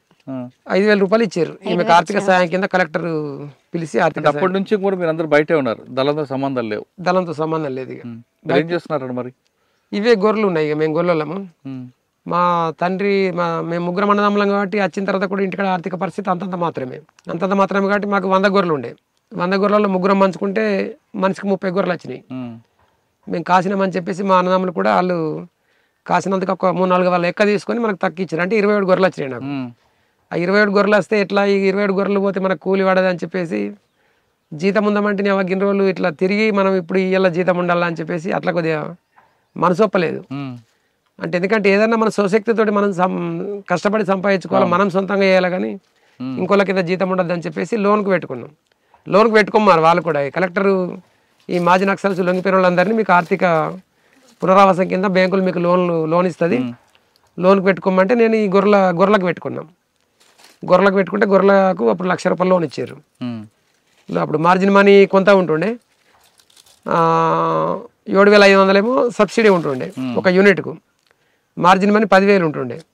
మిగతా డబ్బులు మళ్ళీ మనం తిరిగి కట్టాలా. అంటే అదొక రకంగా అప్పు అన్నట్టుగా. అది దానికి 2 లక్షల రూపాయలు ఏం చేశారు? 2 లక్షల రూపాయలు అంటే నా మీద 30 కేసులు పెట్టారు. ఆ 30 కేసులకి ఈ పైసలు అనేది ఇలా ఒక కేసు అయితే ఎన్ని ఖర్చు అవుతుందో మీకు తెలుసు, వ్యవస్థలో ఏముంది అనేది. ఇప్పటికి నేను తిరుగుతున్నా కేసులు 28 కేసులు అయిపోయినా ఇంకా 2 కేసులు ఉన్నాయి. 30 కేసులు అంటే అందులో మేజర్ కేసు ఏంటో? మేజర్ కేసులు అంటే ఇవే, ఇప్పుడు టెలిఫోన్ ఎక్స్చేంజ్ వేల్చేసింది. ఎక్కడ కామారెడ్డిలోదా? కాదు, ఇక్కడి ఆ నిజామాబాద్ జిల్లా కేసులు పెడితే అవి ఒక 30-40 వెళ్తాయి. ఇంకా నిజామాబాద్ జిల్లా కేసులు పెట్టలేరు. నా అదృష్టం ఏంటంటే నిజామాబాద్ జిల్లా కేసులు ఒక్కటి కూడా పెట్టలే. మనం ఇక్కడ ఉన్నాం కాబట్టి ఇక్కడ జరిగిన సంఘటనలు ఇప్పుడు ప్రతి దాంట్లో మనం కొద్దిగా ఇట్లా మనకు ఈ సామాజిక నేపథ్యం మనకు ఎన్నుకుని పనిచేసిన నేపథ్యం ఉంటుంది కాబట్టి ఎక్కడైనా అన్యాయం జరిగితే మనం ఇది తప్పు ఇది అన్యాయం అని ప్రశ్నిస్తాం కాబట్టి ఈయన ఇప్పటికీ 30 కేసులు 28 కేసులు కొట్టేశారు. 28 కేసులు అక్విటల్ అయిపోయినాయి. ఇంకా 2 ఉన్నాయి. ఇంకా 2 కేసులు ఉన్నాయి. ఏంటో? 2 అవి సీసీలు చిన్న కేసులు అవి. ఒకటి అది రాయకల్ పిఎస్ కేసులు అవి. ఒకటేమో టెలిఫోన్ ఎక్స్చేంజ్ వస్తాపూర్ దగ్గర టెలిఫోన్ ఎక్స్చేంజ్ వేల్చింది ఒకటి ఉన్నది. ఇంకొకటేమో మన భారత ప్రాజయ అని చెప్పి కటకాపూర్ ఆయన కొట్టినాం. ఆయన ఒక పెత్తందారిగా ఉంటుండే పోలీస్ స్టేషన్లకు పైరావులు పంచాలు పట్టుకపోవడం, ఇక లేనోళ్ళ ఇప్పుడు పంచాలు పట్టుకపోయిన డబ్బులు తీసుకునే ఇటువంటిది ఉంటుంది కాబట్టి ఆయన కొడదామని చెప్పేసి దళం నిర్ణయించుకొని నేను అప్పుడు ఎల్జీఎస్ కమాండర్ ఉన్నప్పుడు కొట్టిన కేసు అది ఒకటి. ఇవి 2 కేసులు పెండింగ్ ఉన్నాయి. 30 కేసులలో ఇది ఎక్స్చేంజ్ అదే కాల్పులు జరిగిన కేసులు ఉన్నాయి, చంపేసిన కేసులు ఉన్నాయి, కొట్టిన కేసులు ఉన్నాయి. అక్క మీద ఏం కేసులు లేవా? అక్క మీద కేసులు లేవు. ఇంకా అదృష్టం. అన్న మీరు పార్టీలో పాట కోసం చూసి వాళ్ళతో చేయాలని వెళ్ళారు కదా? అవును, వెళ్ళారు, పని చేశారు. అప్పుడు పార్టీ నిర్ణయం మేరకు కొన్ని సంఘటనలు జరిగాయి. అవును. ఇప్పుడు బయటకు వచ్చిన తర్వాత సమాజం చూస్తే ఏమనిపిస్తుంది? సమాజం చూస్తే ఇప్పటికీ ఒక బాధ ఏమనిపిస్తుంది అంటే ఈ వ్యవస్థ అంతా ఇదంతా బూర్జా వ్యవస్థ, ఇదంతా తప్పు, అదే మంచిగా అనిపిస్తుంది. అంటే 4 రోజులు బతికినా 100 రోజులు బతికినా ఎన్ని రోజులు బతికినా ఎన్నడో ఒకరు చనిపోవడే. కానీ ఈ వ్యవస్థ కంటే వీళ్ళు ఏమవుతుందంటే తప్పు అంటే కూడా దాన్ని నిర్ధారించడానికి వ్యవస్థ ఇప్పుడు దానికి ఒక కోర్టు చట్టము లేకపోతే దానికి సంబంధించిన వింగు అంటే దానికి ఇప్పుడు ఇప్పుడు ఇలా ఒక భూ సమస్య ఉంది. భూ సమస్య ఉందంటే ఆ భూ సమస్య పరిష్కారం కావాలంటే 4 పెద్ద మనుషుల దగ్గరికి పోవాలా. 4 పెద్ద మనుషుల దగ్గరికి పోతే 4 పెద్ద మనుషులు ఆర్థికంగా అర్ధబలం అంగబలం ఉన్న వైపే మాట్లాడే పరిస్థితి ఉంటుంది. దాన్ని నిర్ధారించి ఇది భూమి నాకు ఇక్కడికి వస్తుందంటే నువ్వేమంటే సర్వేయర్ కట్టమంటారు. సర్వేయర్ కడితే 4 ఏళ్ళు కాదు 10 ఏళ్ళు అయినా సర్వేయర్ రాడు, మనకు న్యాయం జరగదు. అప్పుడున్న పరిస్థితులు ఏంటంటే ఒక లెటర్ రాస్తే నిజంగా అంటే జెన్యున్గా ఉన్నదానికే రాసేది వాస్తవంగా. ఇప్పుడు తప్పైనా మనం ఒప్పని లేకపోతే తప్పు చేసిన వాళ్ళని మనం చేసుకొని రాసే పరిస్థితి ఉండకపోవు. అందుకే ఏమనిపిస్తుంది అంటే ఇవాళ మనం అప్పుడున్న మూమెంట్ అప్పుడున్న వ్యవస్థనే కరెక్టు, కానీ ఇవాళ ఇప్పుడున్న పరిస్థితుల్లో సాధ్యమవుతుంది అంటే ఇలా సాధ్యం కాని పరిస్థితి. ఈ సెల్ ఫోన్ అనే ఒక వ్యవస్థ వచ్చింది కాబట్టి దీంతో ఇబ్బంది అవుతుంది. కానీ అప్పుడున్న వ్యవస్థనే మంచిది అనేది నాకు ఇప్పటికున్న బలంగా ఉన్న నమ్మకం. వ్యవస్థ మారుతుంది. అవును, ప్రజలు కూడా కాలానికి అనుగుణంగా మారిపోతున్నారు. మీరు అంటే సెల్ ఫోన్కి ఎక్కువగా అంకితం అవుతున్నారు. అవునవును. కానీ బుల్లెట్ ద్వారానే సాధించవచ్చు అని మీరు నమ్ముతారు, బ్యాలెట్ ద్వారా సాధించచ్చు రాజ్యం చెప్తుంటారు. అవును, కానీ బ్యాలెట్ మంచిది అంటారు, బుల్లెట్ మంచిది అంటారు. ఇప్పుడు అంటే ప్రజాస్వామ్యబద్ధంగా బ్యాలెట్ మంచిది కదా? ప్రజాస్వామ్యబద్ధంగా బ్యాలెటే మంచిది. కానీ దాంట్లో కూడా ఇప్పుడు ఈ ఓటు నమ్ముకొని ఈ బీర్ సీసకు బిర్యానీ పొట్లకు లొంగిపోయి ప్రజలు తప్పే కదా? అదే ప్రజల తప్పే. అందుకే ఇప్పుడు ఇవాళ యువత కూడా ఆలోచించాలి. ఏమంటే యువతకు నేను చెప్పేది ఏంటంటే ఇవాళ ఈ మద్యం మత్తులో ఈ గుడుంబగా మన ఏది మద్యం మత్తు అంటే ఇవాళ మద్యానికి బానిసయి లేకపోతే డ్రగ్స్ గంజాయి ఇవన్నిటికి బానిస అయిపోయి వ్యవస్థ ఎటుపోతుంది, వ్యవస్థ ఖరాబైనప్పుడు ప్రశ్నించే యువత అనేది ఇవాళ నిద్రమత్తులో ఉన్నప్పుడు మద్యం మత్తులో ఉన్నప్పుడు వ్యవస్థ ఖరాబ్ అయిపోతుంది. కొంతమంది పెట్టుబడిదారులు, సామ్రాజ్యవాదులు, బడా వ్యాపారులు, భూస్వాములు, పెట్టుబడిదారులు. భూస్వాములు అంటే అప్పటి భూస్వాములు కాదు, ఇవాళ ఇంకా వేరే రకాలుగా భూస్వాములు అయిపోయారు. ఇప్పుడు భూస్వామ్య వ్యవస్థ వచ్చింది కదా. అదే ఇప్పుడు అప్పుడు భూస్వాములు అంటే రావుసే భూస్వాములు అనేది కాదు. ఎవరైతే 100 ఎకరాల భూములు ఉండి ఎవరైతే కష్టం చేయకుండా ప్రజల శ్రమశక్తిని దోసుకుంటారో గాలే భూస్వాములు అవుతారు. నిజంగా అంటే మళ్ళీ వాళ్ళు రాసిరు, మేము కూడా చర్చలలో భూస్వాములు అంటే అసలు ఏంది అని అంటే మాకు సర్క్యులర్ రూపకంగా ఇచ్చిన క్లారిటీ ఏంటంటే భూస్వాములు అంటే రావుస్ అనేటోళ్ళే భూస్వాములు కాదు, రావుస్ దాంట్లో కూడా పేదోళ్ళు ఉంటారు. 100 ఎకరాల భూములు ఉండి ఎలాంటి శ్రమ చేయకుండా ప్రజల శ్రమశక్తిని దోసుకొని యంత్రాల ద్వారా పని చేయించుకుని యంత్రాలు కలిగి ఉంటాయి, ప్రజల శ్రమశక్తిని దోసుకుంటారు. వాళ్ళు ఎలాంటి పని చేయరు, పని చేయకుండా వ్యవస్థను మేనేజ్ చేసి వ్యవస్థను నడిపించడంలే భూస్వాములు. పెట్టుబడిదారు వ్యవస్థ, భూస్వామ్య వ్యవస్థ, సామ్రాజ్యవాదం, ఈ 3 ప్రధాన శత్రువులు. ఇప్పుడు చివరిగా మంచి పాట పాడండి. తూరుపు కనుమలు మబ్బులు కమ్మే ఏడున్నాడమ్మో మా సక్కని వీరుడు సంతోషు, ఏడున్నాడమ్మో మా విప్లవ వీరుడు సంతోషు, ఆకాశాన రెపరెపలాడే జెండావై నాడో ఈ అతుకుల గతుకుల బ్రతుకులకు అండాగుంటావా ఈ పేద ప్రజల గుండెలపై మృత్యువడిలో చేరుతు పెన్ను కాగితమే అడిగావు మా పెన్నులు తీసి పెట్టాము కవితలు రాయన్నా నీ మనసులో మాటను వివరిస్తూ తూర్పు కనుమల్లో సూర్యుడు ఉదయించే అల్లమ్మ మనోహరుడు తూర్పు కోటలో ఉదయించే అల్లమ్మ మనోహరుడు తూర్పు కోటలో ఉదయించే గండి పెళ్లిలో పోలీసు గన్లు దళమును చుట్టూ ముట్టినప్పుడు గుండు గుండుకు తమ్ముల పెట్టి దమ్ముంటే ముందుకు రమ్మంటూ పైరింగు చేస్తూ కాశం ఇస్తూ కన్నుల్లోనే నిప్పులు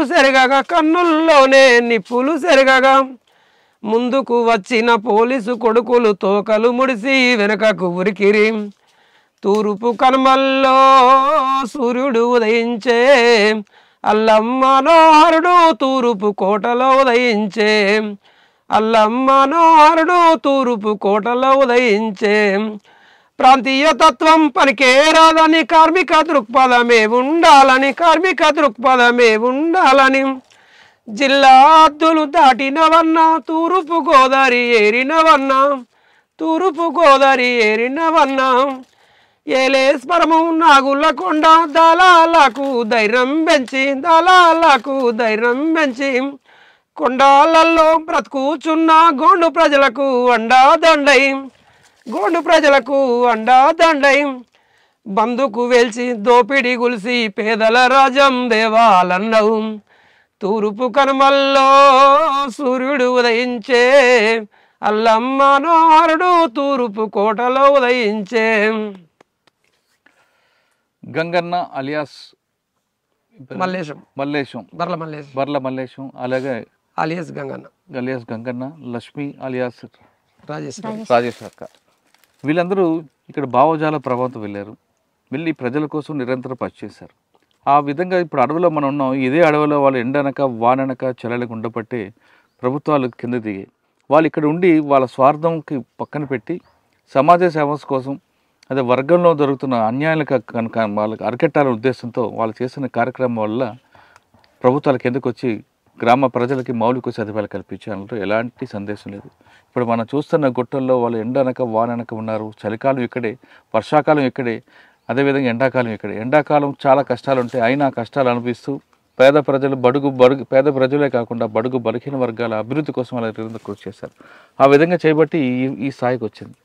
కానీ ఇప్పుడు వాళ్ళు చెప్తున్నారు, ఇప్పుడున్న యువత అటువంటి కార్యక్రమం లేకుండా కేవలం స్వార్థం కోసం ఉండి వాళ్ళ స్వార్థం కోసం వ్యసనాలకు బలై సమాజం కోసం ఏం ఆలోచించట్లేదు. కాబట్టి ఇప్పటికైనా యువత మార్చి వాళ్ళు కూడా సమాజ సేవ కోసం, సమాజ శ్రేయస్ కోసం పనిచేయాలంటూ ఆ దంపతులు కోరుతున్నారు.